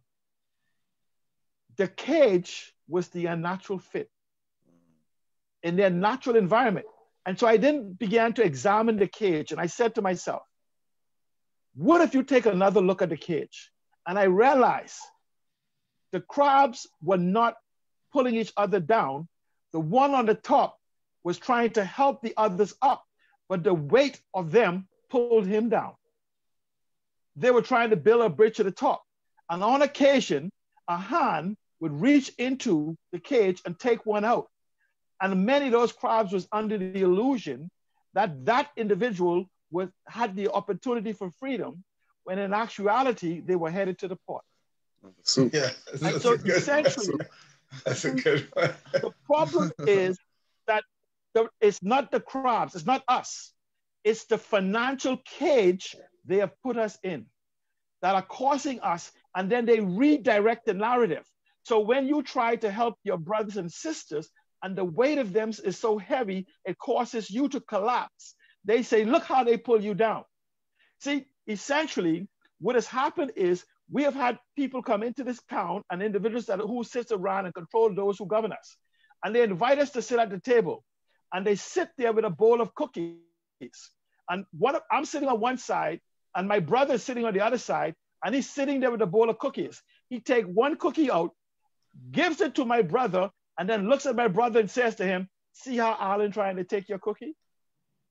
Yeah, but it's right back to what I said to you before. I agree with what you're saying, but notice nobody has ever brought a bill that says you can only donate, so much money to a political party. No, you can spend out your money. You put a limit. It doesn't matter when you get a donation or whatever, but you give accountability to what is being spent. See, here's the problem we have. I want people to pay attention. But you have to declare in the U.S., you have to put your name to that when you donate a certain amount. Yes. No, but if we put a limit on the maximum or whatever, see, you don't need more. Say you got 5,000, 6,000 individuals, right? If you need more than $100 or $10 to campaign, what do you need for to talk to the individuals on presenting? What do you need $250,000 for to tell individuals on what you're going to do? No, but the point is that nobody has done it. That's no, because you have not, because you have demanded not, which is the point I'm coming to right now. Here's the point. For 50 years, we have sat around and wait for somebody who have no idea of you to tell you what he's going to do for you. Can you imagine a doctor driving by your house, calling you and telling you to take this medication for whatever symptoms you're having without asking you? This is why you need a people's manifesto. See, we need to stop having political parties start telling us what they want, they're going to do for us. We need to start telling political parties what we want done. Then we can have debates on who is most capable of executing the vision of the collective intelligence of the Bahamian people. But we're sitting around saying, when is the PLP going to have their manifesto? When is the FNM going to have their manifesto? Right. My question to the Bahamian people, when are you going to have your manifesto? So they can adopt what you want. That's the problem. So what we have to begin to do is reject the PLP, and if they want to, have them go into their community and begin to develop a community manifesto. Then we could create an island manifesto. Then we could create a national manifesto of what needs to be done. So what do you do with these oligarchs who control the economy? You don't have to. See, what happens is they only exist through the illusion. I'm saying to you, here's what happened. COVID ripped the veil. First of all, Dorian came and shook the house. COVID came and ripped the veil off. Now, let me show you what happens. This is why they want control of the pot. See, I hear us talking about this concept of curbside shopping. That's not technology. I hear, oh, it's such innovative. You know what that's called? Shopping from the outside. That's not technology. Shopping from the outside, you call it innovation? See, if you look at the IDB report, the IDB report says 99.5%, 99.5% of all businesses in the Bahamas is digitally unprepared for COVID. That's what the IDB, 99.5%. That includes the oligarchs. Wow. So here's what happens. Wow. What happens is a control mechanism has beginning to take form. And this has been happening for the last 3 years. This is why they moved towards this. And this is where the government itself is beginning to, if they release the financial records, you will begin to see where the problem is. Because no longer are people going into stores. This is why you have these dozens, if not hundreds, of shipping companies popping up. Because people are beginning to learn that you can buy direct, that you're now shopping over the internet and through the internet. This is why they need to take control of the harbor, because you no longer need to go into their stores. But they need to grab you, because how else are you going to get your goods into the country unless you use one of their harbors? This is what this is about. This is about grabbing the new economy from them. This is why Morgan's Bluff is a threat, because if you order your stuff from around the world, and then you begin to understand how the post office, I don't want people to understand, believe it or not, the Bahamian post office ties right into the harbor. You cannot have one. For those who may not know, you talk about Morgan's Bluff, you're about to see the greatest rip-off there ever. The post office is the largest harbor in the world. It is also the earliest bank in the world. Imagine that you have a post office. If you grab the post office in the Bahamas, you would have taken the largest harbor in the Bahamas, the post office. Listen to me. Let me show you why they've deliberately allowed the post office to be mismanaged. Because you hear people say this all the time. There's no banks on the island. It's a lie. But Alan, you're saying you don't think you're saying these families don't control our politicians? No, they control our ignorance. Our politicians is from amongst us. See, what they do is they choose those that they could corrupt. But Alan, listen, hear me out with this. When I went to cabinet, I spent 4.5 hours and I showed the wealth of this country. I got the then Prime Minister on with CEO of Procter & Gamble, who told him what policies to put in place. And you would notice they would bring every bill to Parliament. Have you ever seen them bring an antitrust law bill to Parliament? So that if you are a distributor. But let me ask you a question. Have the majority of Bahamian people demanded it? Most Prescott, we are having a problem. No, but I want to, let me finish this so I can show you, because see, I have learned that this issue is not PLP, F&M, or DNA. And you know why? I wrote to the leader of every political party in this country to share the same information. If the F&M... That's the corrupt office of the Prime Minister. I'm saying to you... Hear me out so I can show you. I've dealt with these families. I don't like to dwell on the past. I want to know what we're going to do. No, it's not the past. I'm not talking about the past. I'm telling you what is happening now. When those persons showed up to my lodge the other day, I wrote to the country because it wasn't the past. What if I had taken deals? It wouldn't have mattered, because you would have someone like me who would have took you out with them. Yeah, but Alan, come on the same page here. The point I'm making to you is I wrote and I saw where persons wanted me to take sides. Persons came to my house to hold shares for cabinet ministers. These families, I called Mr. Ingram at home. The Basil said, he don't tell us what to do. We tell him what to do. Wow. Okay? Wow. I can speak freely about these things. We cannot dismiss these families. And I've learned from my own experience that this issue transcends politics. I wrote to every political party, including the leader and the chairman of them all, the DNA, the PLP, the F&M, Mr. Campbell, Greg Moss, Ali McIntosh, you name it. And I said, I will share the same information because to me, it wasn't about political label. It was about getting to the Bahamian people. And what I found out from sitting, they didn't know what to do with me. I was appointed by the cabinet of the Bahamas as the government's representative for education on the council of BNT. And I raised these issues, how to empower Bahamians, see Alan, and it was deliberately blocked. Every time they threw up a wall, I copied in the prime minister and every cabinet minister in the country. And I had to survive in that environment for 5 years straight. And I sat to the table with these oligarchs and I showed how we can empower our people all over the country. They pushed back at that because it's about maintaining their control. But Prescott, I understand what you're saying, right? Here's the point. First of all, they would never come to me because they know as a judge, I don't negotiate with accomplices. Well, they never came to me. I was just showing you how. Saying we now go. They didn't come to me.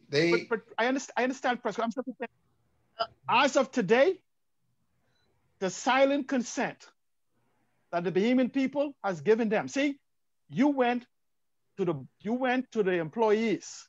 I'm saying the owners are now standing up, the people.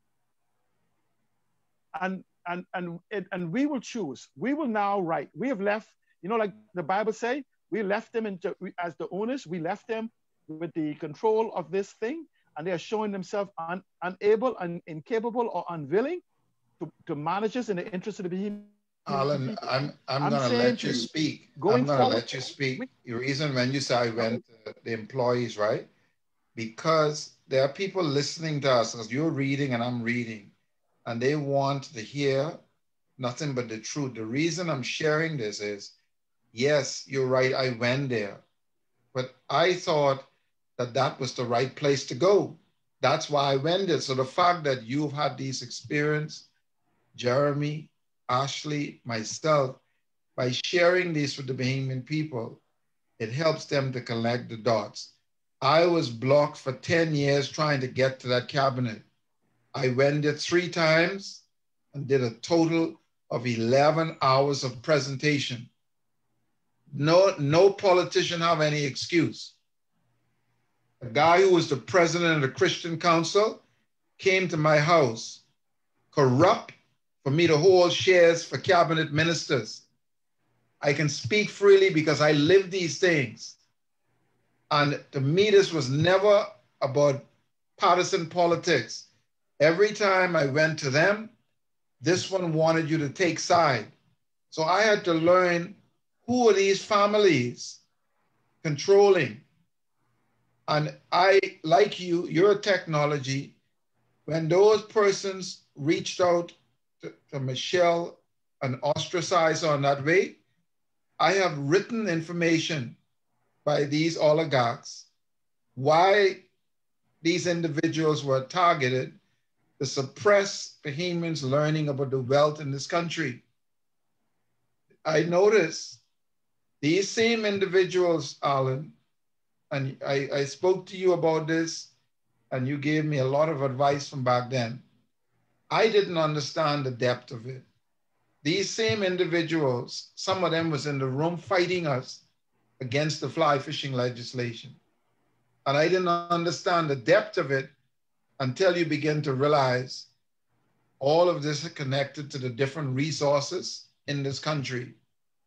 And that's why I say to you, you know, for us to come up with solutions, to hear from the Bahamian people, once they hear this information, because a lot of them have similar experiences we went through. But by hearing the facts, and that's why I can speak freely on these things.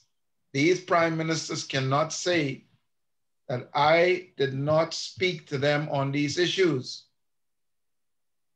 And freely, they can't say I've taken $1, cut a deal, or ever made it partisan politics. This issue to me transcends PLP, FNM, DNA, or any political party. If any of them invite me to get to the Bahamian people, I will share the information. But it's never about taking sides. And anyone who try to use it, they have a wicked agenda. Because to me, I only look at the Bahamian people. I'm not interested in how a person vote. This issue transcends that. I'm gonna let you speak. The reason I'm sharing this is because it comes right back to what you say about how they have us in a cage. And the reason we are in that cage, because most of our people think there isn't enough for all of us. So your point was very powerful. See, I learn every day. I learn from you. I learn from Ashley. I learn from Jeremy. I learned from I met a 7-year-old child walking in. He had a little bush in his hand the other day. And he told me what type of bush that was. I didn't know it was. He was 7 years old, but his Grammy told him the type of bush it was. And so I learned a lot from each and every one, including you. And when you share that analogy about the cage, that's a very powerful analogy. That's where we are. They have us in a cage fighting that there isn't enough for us. You see what I'm saying? Yeah, I agree.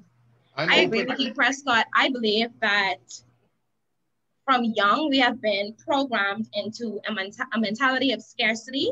And yes, that actually is at the root of a lot of the problems that we're having now, because we see, you know, so many activists coming up and really voicing these problems. But when we look at these marches, the support from the Bahamian people, I mean, not even just a march, but when we have a collective effort to try to raise awareness for these things, the reaction that I see, the physical reaction that I see from Bahamians, it's one of complacency. And so it's like everyone is just focused on what directly concerns them, because it's like if something doesn't directly affect your wallet, then it's not your concern. And so I feel that that mentality of scarcity really lies at the root of everything that is ailing us at this point. But Yes. I wanted to take it back to Morgan's Bluff. No, before you go to Morgan's Bluff, let me do some clarity, okay? Because people have to understand. It's important for us to understand where the power lies, and that's with the people. And so it lies in all of us.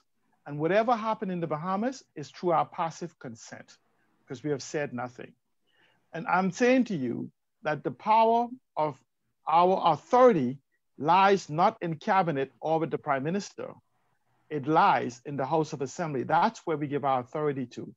And we need to take it back constituency by constituency and hold them accountable from day one. And again, you have not, because you have individuals.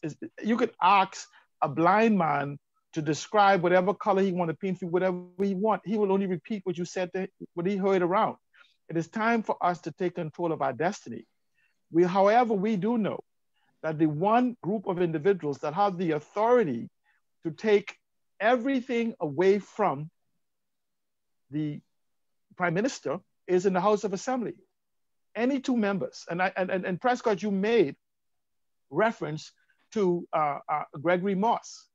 I serve as chairman of that party, and many of the things that we speak about is what we were as part of our agenda. In fact, if you look at the FNM manifesto, you can very easily see the duplication of the UDP talking points and of its synopsis of its platform of where you want to go. See, anybody can give you a list of ingredients. Few people can actually execute the cooking or even serve as a chef. So don't let people bamboozle you with a list of ingredients that they come up with saying, this is going to make a good meal, when they themselves don't even know how to turn on the stove. So what I'm saying to you, it is time for us to educate people. I understand the marches, but here's the problem. When we go to Parliament, we're screaming at a building. I say, if you want to march, march on your MP. Not at Parliament where they get to hide in the building, not at the Prime Minister office where you're screaming at something. The authority lies in the MP that create the laws. And we have the ability to create our own laws, you know. We don't have to attend on the Attorney General. We just need two individuals with a testicular fortitude or a varying audacity to table the document or to second it. But there's also means to get it on the table if they educate you. Because if you remember, Greg Moss tabled the mortgage bill. But when both sides collude with you to actually kill whatever you bring for the people, it's because the individuals, people were not being held accountable. Just a little slight. When you asked at the beginning for me to tell who I am, why do I know so much about my country? For 17 years before I came home, I worked with people who document the resources around the world for which they go to war for. I didn't get my name critical thinker. They give it to me. I don't need to write. I don't need no documents or anything. Almost everything, I use the expression, excuse being a little obscene, I can remember leaving home with my dad and coming home with my mom. See, so what I'm simply saying to you is that when I came home, I also had a 15-year quieting period. Guess what, Bahamas? Guess what, world? That quieting period ended March 4th of 2019. And if it wasn't for Dorian and now COVID, a real revolution of information will be coming. And so what I'm simply saying is that we only need to educate small pockets of individuals, 5 at a time or whatever. We just have to have a system of taking our country back.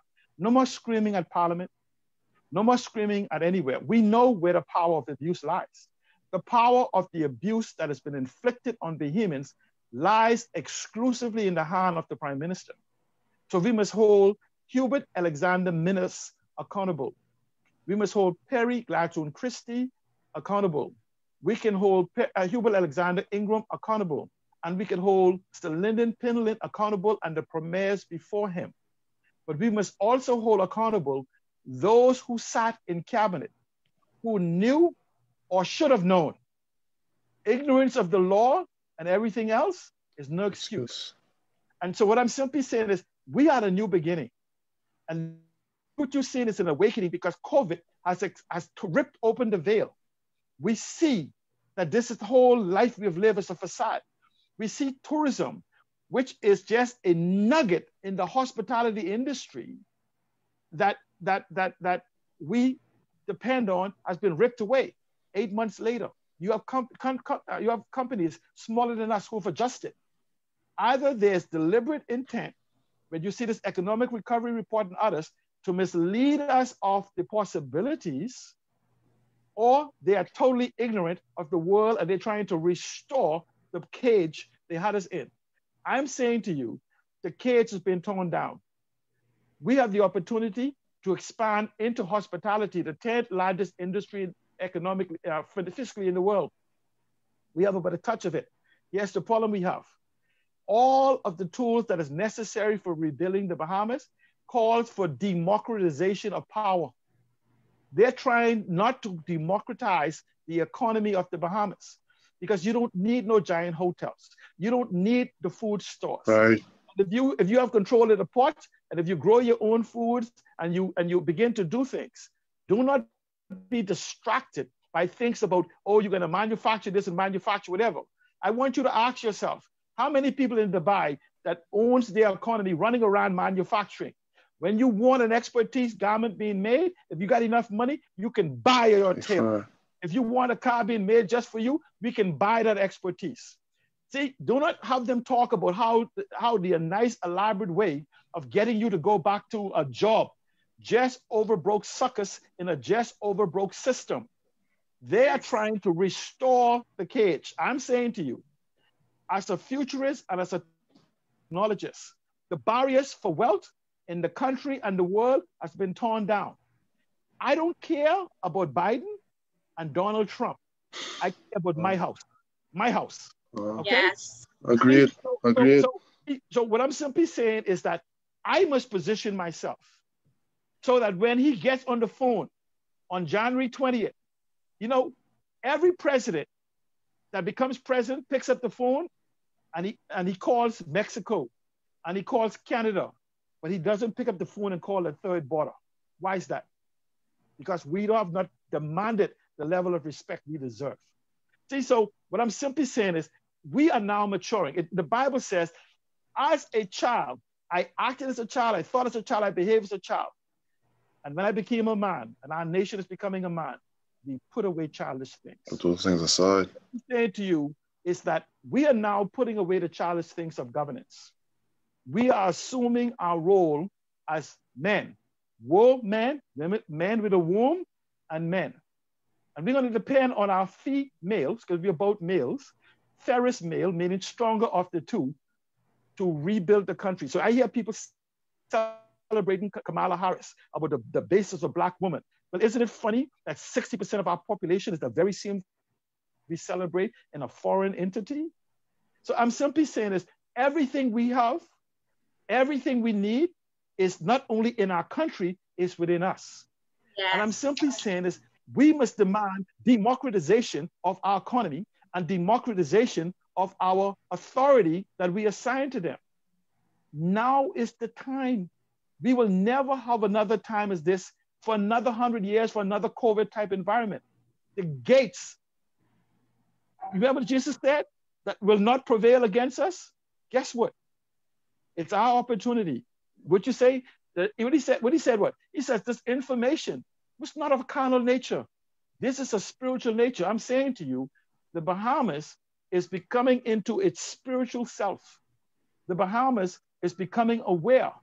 A lot of people in the Bahamas knows, I don't know what I want, but I know this is not it.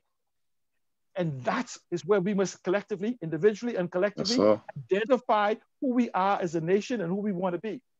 And I'm saying to you, the power of the people is greater than, will always be greater than the people in power. And so we must stop looking to the defective leadership that we have sent to the House of Assembly and believe that we have the ability, just like Jesus did with the talents, to see that they have squandered what we have given them. So let's look for those who have taken control and authority of what it is that we have And that greatest authority is us. The collective intelligence of all of us will be always equal and greater than some of us. Stop depending on some of us in the House of Assembly when there's all of us outside. And if you want to change, it starts with you. Don't look for no MP, no political aspirants. I'm saying to you, we must commit today that we must become the change we want. We must write the next manifesto of what the country is. So what is that is? We want all at the manifesto, the heading the manifesto, beginning today, the Prime Minister can do it today and save himself.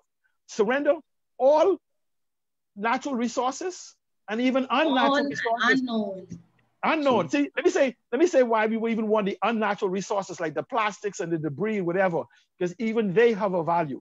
You know, even the penny that we are stopping, do you know if you don't turn in your penny, that if you put them all in a scale and take them to a recycler, you'll get 2 cents for the penny rather than giving it to the government for $1? Wow.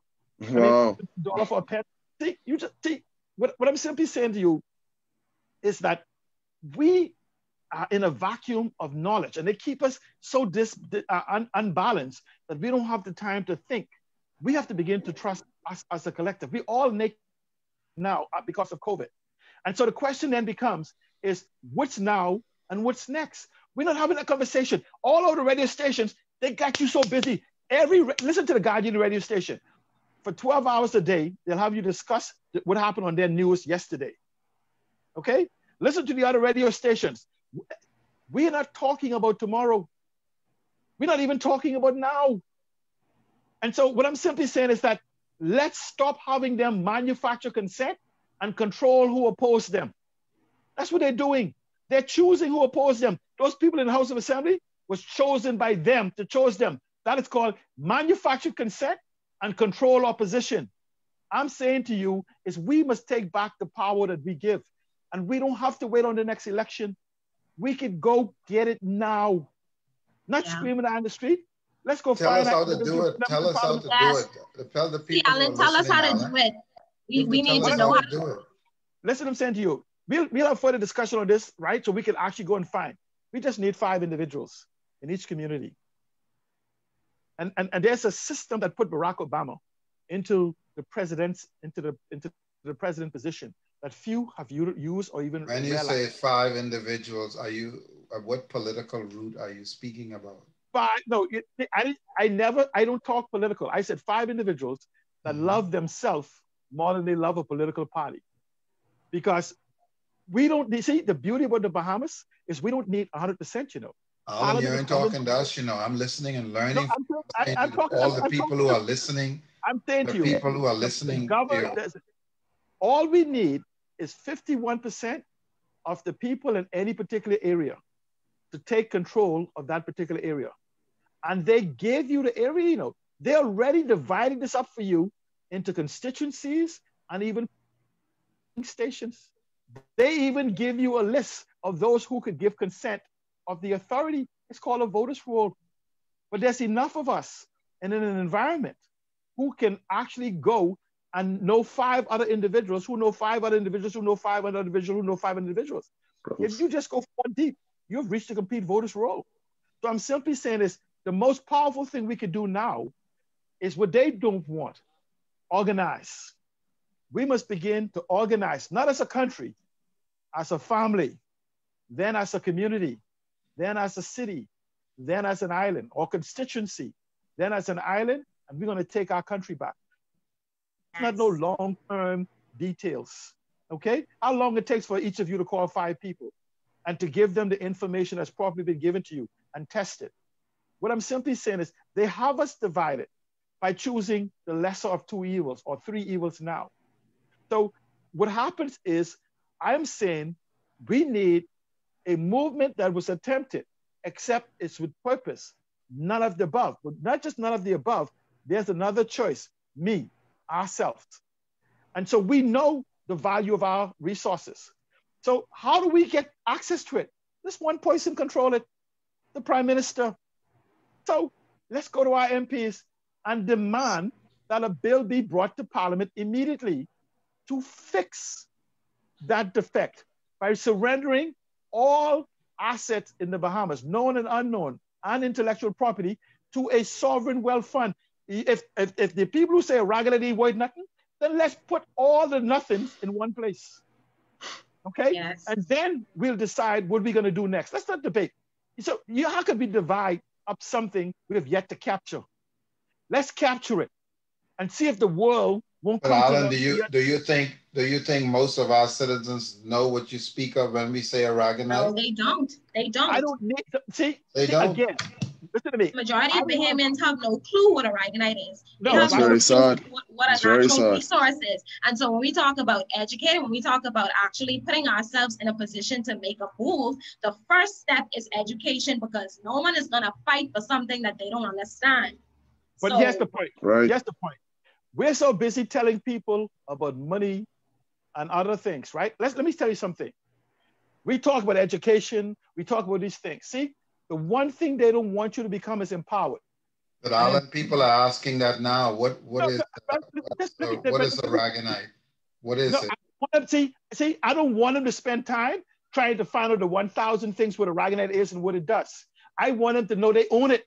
You don't sit there saying, I wonder what type of things we could get from. No, I'm saying to you, this is about ownership. You'll find the expertise to tell you all you know, it's valuable and you own it. All you know is everything in the Bahamas is valuable and you own it and you're being kept from it. Let's use an example. Okay, one second. I just want to get some questions out that have been asked on Facebook. Before you ask the question, let me just add this point. Let me show you how simple this solution is.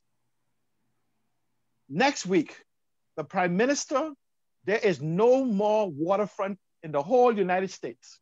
There's no more waterfront property in the whole United States. The Prime Minister, if he surrender the property to the Sovereign Wealth Fund, or even 50,000 acres of the millions of acres that he have left, that has a value, that has a development value of $300,000 before you even build up in vertical. On the instant he surrendered the 50,000 acres to a sovereign wealth fund, you have now constituted a $15 billion sovereign wealth fund with 50,000 of the 500,000 acres that you're trying to give away. 50,000 of the acres would give you $15 billion and $300,000 each. Our national debt is $10 billion. What we need to do to build an infrastructure for the digital infrastructure is less than $2 or $3 billion, including the power company, so your light bill could be 5 cents, and medical facilities or whatever. And as we develop properties, those people will get a return on their money. Now, let me tell you about how something works. If you was to go today and buy cable, and you say, well, how are we going to pay them back? Let me tell you how you're going to pay them back. You're going to have a competent group of individuals, because there's every single company the government owns is profitable. What you have running it is incompetence. Powers that you could give to water company, we was running it and it couldn't be run. We give it to a family, friends, lover, supporter, and they running up national debt. You give the power company, they run up national. Everything fails, not because of the company, because of the competence you put to run it. And this is why I say you buy the expertise for $100,000 a year, $200,000 a year, or even $1 million a year to run your $1 billion company.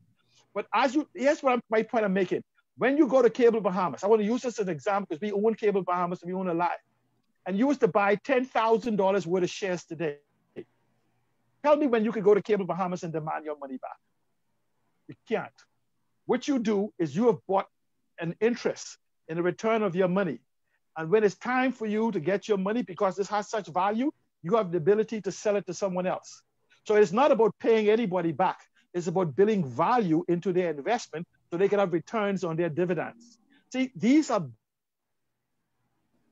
business conversations away from you. So I'm simply saying to you is let's have a real conversation. Don't have them distract you about where you're going to get the money from and where you can think, where the hell Atlantis get it from? Ask them, where did Baja get the money from? From the $1 billion of assets we give to them for a $2 billion, less than a $2 billion building that they now say $4.5 billion. Let me tell you something. When I build a house for $150,000, that's the cost to build it. When I finish building the house, it's worth $250,000. So when we give $1 billion worth of assets to Bahama for them to build a $2 billion business, where upon completion, it's worth $4 billion. But we give more than 50%, including the tax concessions, and own nothing of it. See, that there is the worst kind of prostitution. Because it's like you selling something and leaving the money on the table when you leave the room. And I'm simply saying to you is let's have a message and a conversation in context of who we are and whose we are and what we want to do. We can solve our problem with the simple things. So let me ask you a question. If we get to $15 billion, we no longer need VAT and all these other things for a period of time, right? So then why then would we then not seek to empower our people so they could focus on their development? An empowered people will demand better education. An empowered people will demand better healthcare. An empowered people will demand a better environment. So the first step is ownership, a declaration of ownership. And the Actually, simplest point persons right are now, messaging me, so they're trying to get in. Just wanted to let you know. Go on, Alan. He said this. This is just the beginning of a conversation. We're going to begin to have smaller segments of conversation. It is time for us to wake up. It is almost impossible. No, it's not almost. It is impossible to wake a nation who is pretending to be asleep. Why? Because they have made you so uncomfortable that you are afraid to open your eyes. See, walk into a room of a guy that's genuinely asleep, and guess what you would do? You walk in there and say, fire! He'll jump up and do whatever. Walk into the room of somebody pretending to be asleep and see if they move. They have survival fear of anything else because they may take away the crumbs. And I'm simply saying, we are not asking as Bahamians for a right to sit at the table. I'm saying to you, today, we need to build our own table, and we'll invite who will sit with us. Agreed. So, thank you so much, C. Allen. Like I said, it's always a wealth of information when you speak. But we have a few questions on Facebook Live. So, Prescott, this one is directed to you. It says, so Prescott, what is the position of Morgan's Bluff project presently? Yes. Can you see the marine traffic satellite image on the screen? Yes. Yeah, I'm gonna take it and answer the question. Yeah, so the proposal, those persons are opened an office in Andros, and there's lots of public relations going on the ground. And so that's where it is. There's no mining started, but there's lots of lobbying to build support locally for the project. I can say, I've spoken to the technical expert. There's no hydrologists who work for the government or, that corporation in support of somebody coming and mining in their well fields here. And so, and you heard the Prime Minister stood up in Parliament and said that the project is not going to happen. I just want to make it clear to people, I'm not opposed to, these resources being used or extracted. There's a right place and there's a wrong place to do these things. And I personally think it's an insult for someone to say that they want to come into the well fields of the largest freshwater lands in the country and even put a proposal like that. But, they're not thinking about this system here as it relates to the whole region. And I want Bahamians to look at an example here of Grand Bahama. Everyone can go on Google Earth and see this for themselves. They had this entire island mapped out to be mined. So I want you to know the type of mindsets you're dealing with. As Alan pointed out, we have to, I'm inspired when I see persons like yourself, Ashley and Jeremy and others who step forward, because that's what it's going to take. More and more Bahamians realize they do have the power. You could imagine having this type of ideology that the second largest nursery system in the country, the freshwater supply, and then you could map out an island just to cut it up, the entire pine forest. If they had their way, these are cul-de-sacs. And so when we got majority rule, they just altered their plan. They never stopped. So those little circles I showed you, so you'll be very clear on what it is that you're seeing here. So this destroyed over 3 billion gallons. Wow. Fresh water. Wow. Yeah. Wow. Just quick question, Bresco. Question. But go to the harbor. Go to the Freeport Harbor, please. The Grand Bahama Harbor. Yes. Right to the harbor. Go to the harbor. Hold on, Mr. Johnson. I think Jeremy had a question. No, because I wanted. No, you go first. Go first. Me out, you say. You see the harbor right there? The area they want to mine is approximately that size. Now I want you to zoom out Prescott, and I want people to know every water table to the west of that, to the end of the island, and halfway to the middle of Freeport, to the left and right of that, has been destroyed. Wow. Their fresh water table has been destroyed. Okay. Yes. So I'm simply saying is this. Here is an example of what not to do. In fact, at the town hall meeting that Prescott and I was at about 12 years ago, when questioned about Bahama Rock, what are we to do with the hole you leaving in the ground? This is on the internet.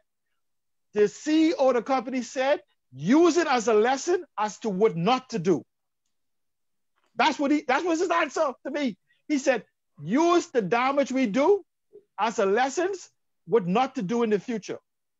And that spot right there damaged all the fresh water supply. Almost 50, only fresh water is now in the east of Grand Bahama, where the billions of dollars of assets is. That was my question. Right. Yeah. That was going to be my question. Okay. So I'm simply saying to you, the project, all we have to do is have the members of parliament. In April of this year, the prime minister says there will be no mining on Andros. Make him keep his word. He's the only person who can give consent. Have your members of parliament, have him keep his word and hold your members of parliament. Honestly, I think it's treason to even consider it because, like I said, this is the largest nursery system.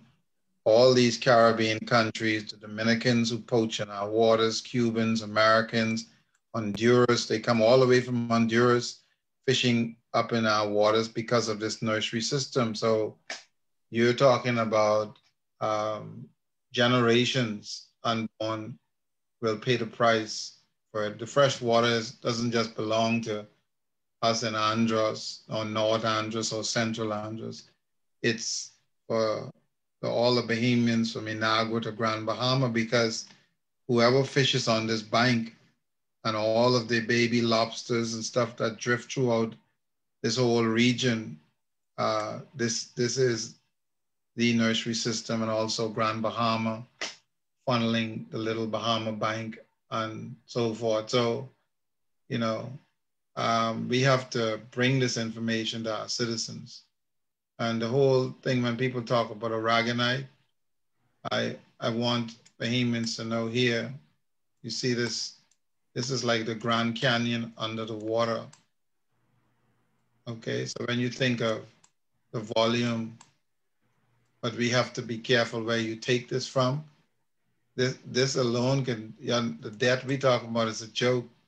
The resource is there, but you can't just say you're taking it from any and everywhere, because some areas are your conch breeding grounds, the lobster, you know, where the juvenile, and so the sand on the sea floor is very important.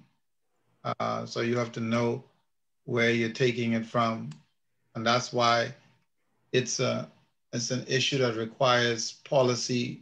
Just look and say every green of sand in this country belongs to the citizens, not just special interests. Not policy. The policy changes. Let's go with laws. Laws, I mean, laws.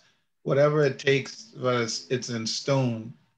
And so me using policy, I'm talking in the context of something that's written that you just can't change like that.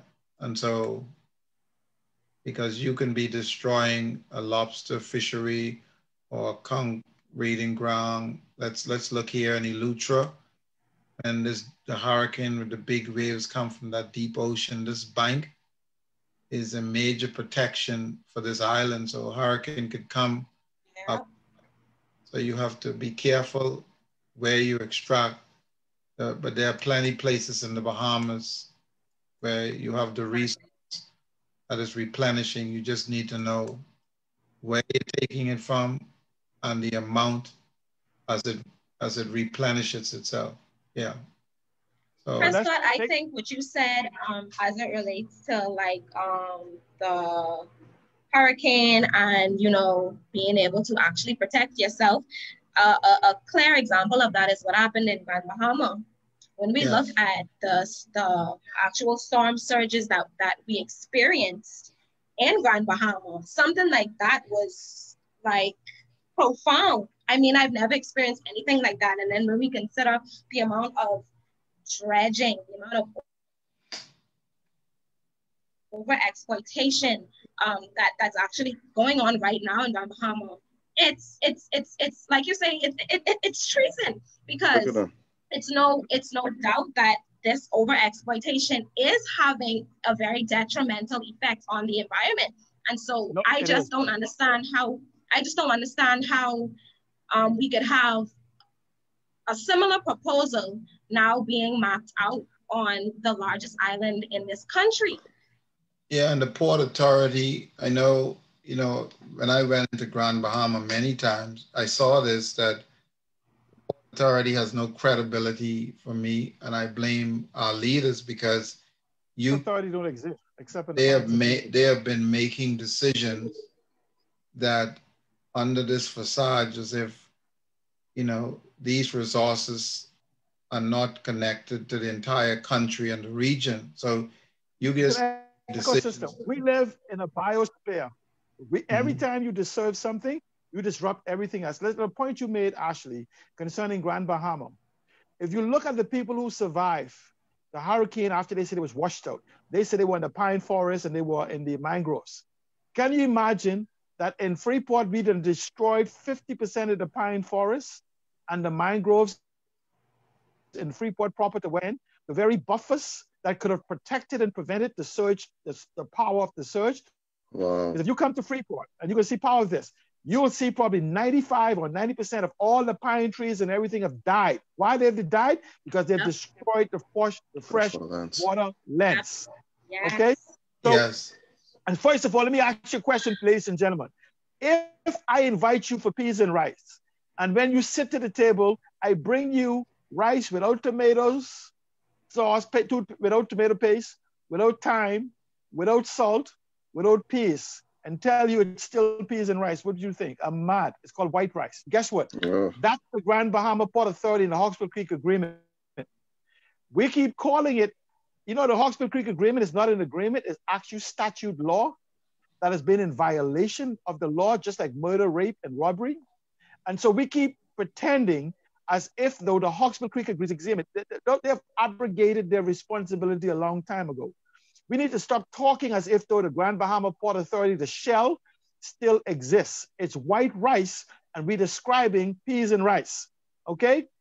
The Port Authority is white rice. It has been stripped off of all of its assets and all of its everything else. If you want a license on Grand Bahama, you go to the government. If you want the tax concessions, you go to government. Those things used to rely in the Grand Bahama Port Authority. The only thing they do is collect monies.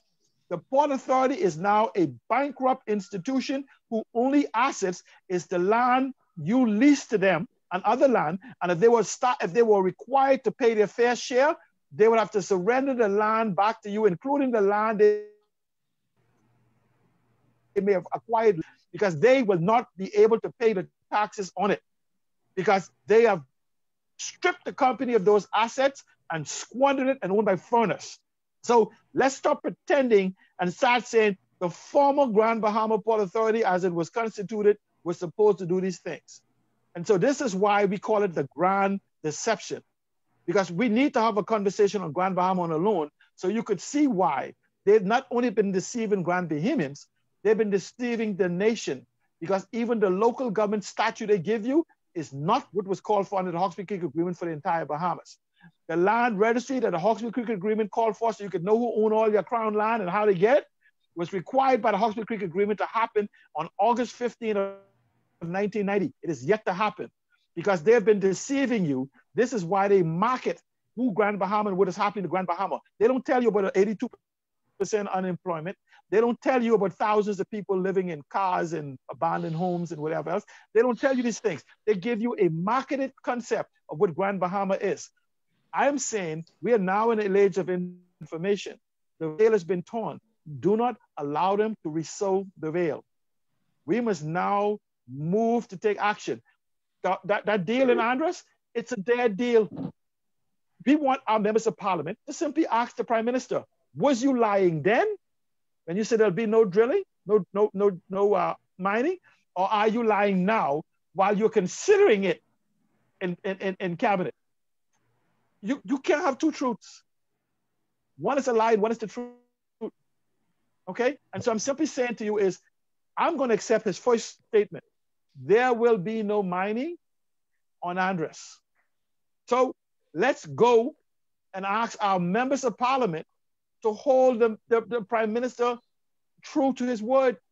He has 34 individuals, or 33 now, along with himself, that we can go to and ask him to keep his word.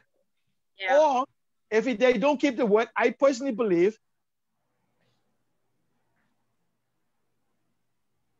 that they cease to exist at the next election.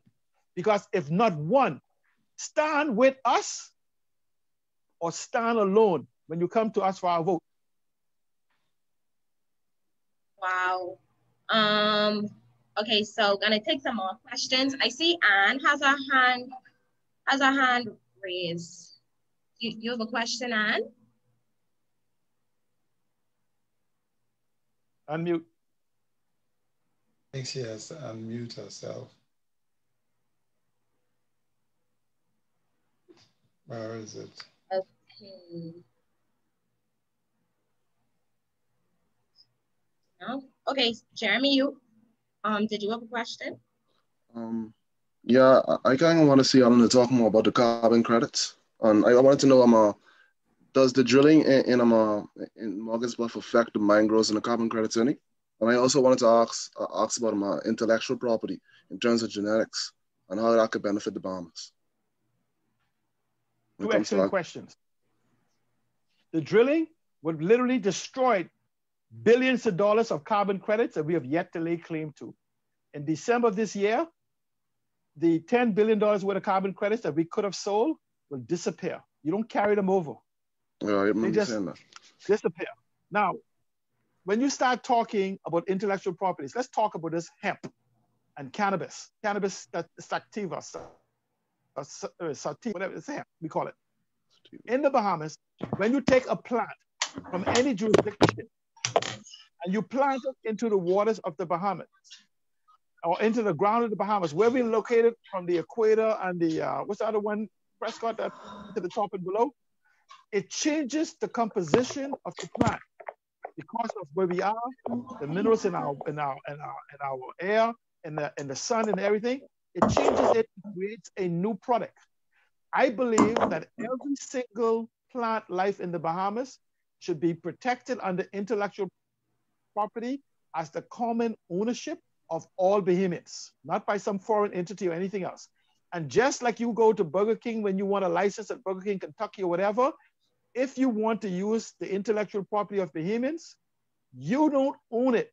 You have a license. And if you go look at Burger King and McDonald's and the rest of them, you will begin to see that they make the money. The typical Burger King owner makes about $200,000 a year profit, $250,000 a year profit. The billions that is made is from the person that owns the intellectual property. And so if we begin to take possession of every plant in the Bahamas and document those intellectual property, do you know that the BRCA, I think they call it the BRCA gene for cancer in the Bahamas? Every person that has cancer in the Bahamas should be digitally cataloged by DNA, so that if their DNA ever is used or that gene that appears almost exclusively in the Bahamas is ever used to find a cure for cancer, we will own the cure. Okay? See, there's no negative in this new world we're in. There's no negative in the new world we're in. What we have to do is we have to rethink normal. We have to reimagine the Bahamas. Even for the plastic ban we have, we should have young people recycling plastic, making desks for the classrooms and stuff. All of that desk. Do you know that if we can all the plastic, aluminum, metal, oils, and things that come into the country is considered carbon credits? You know, if you say you bring in a quart of oil, let's hold them responsible for the quart of oil you bring in to replace. Let's find out for the recycling of the cans and of the plastic and of the paper. Of all, if we're a small country, let's take ownership. Those are carbon credits that you could trade with somebody that's polluting somewhere around the world. You say, we are a carbon neutral, in fact, we are carbon negative society, because not only are we capturing the world carbon, but we are making a zero carbon footprint on what we do. Where we have oil protection, when somebody spill oil or something in the Bahamas, we hold them accountable. Where we have BPL, stop doing what they're doing and contaminating the water supply in around New Providence, and having people change oil and dump it on the ground or put it in the garbage. When a quart of oil comes into this country, let's find out who buys it, and you bring that old oil back, or we're going to come to you with a fine. So these are simple things we have to do. And these carbon credits is free money. Free money. I'm saying there's no such thing as garbage. There's no such thing as garbage in this new dispensation. Everything about the world, when digitized, become data. So here's the value in the world. And the world today is water, data, then oil. Okay? So we have the water. All of us are part of the data pool. Everything we do is part of the data pool. In fact, we should pass a data law. We're taxing Facebook, who collects data on us to sell to us so we could sell stuff to each other, and we tax them for it. Well, what if we own our own data and Facebook can't monetize the data unless they give us a portion of it, because it's us, it's our data? Why are we selling for taxing them 12%? Let's take ownership of the data that they're selling so we can collect 12%. So I'm simply saying is, what we need, we are in a new world, a new dispensation. And we have to rethink normal. We have to reimagine. See, it says the best way to guarantee the future is to create it. That is what we have to begin to do. Create the new Bahamas, and create a Bahamas that influences the world. And I dare anyone who has the intellectual capacity to say it is impossible, meet me and dismiss me of my thoughts. Wow. Powerful. So if anyone, Prescott or Jeremy, if you have any comments, any I think Ann Albright, closing comments. Wait on a second. She had muted her thing, unmuted. Do you see she still want to ask a question? Mm-hmm. No, she didn't have a question. So yes, we wanna start to wrap it up, because it's been going on like 2.5 hours now.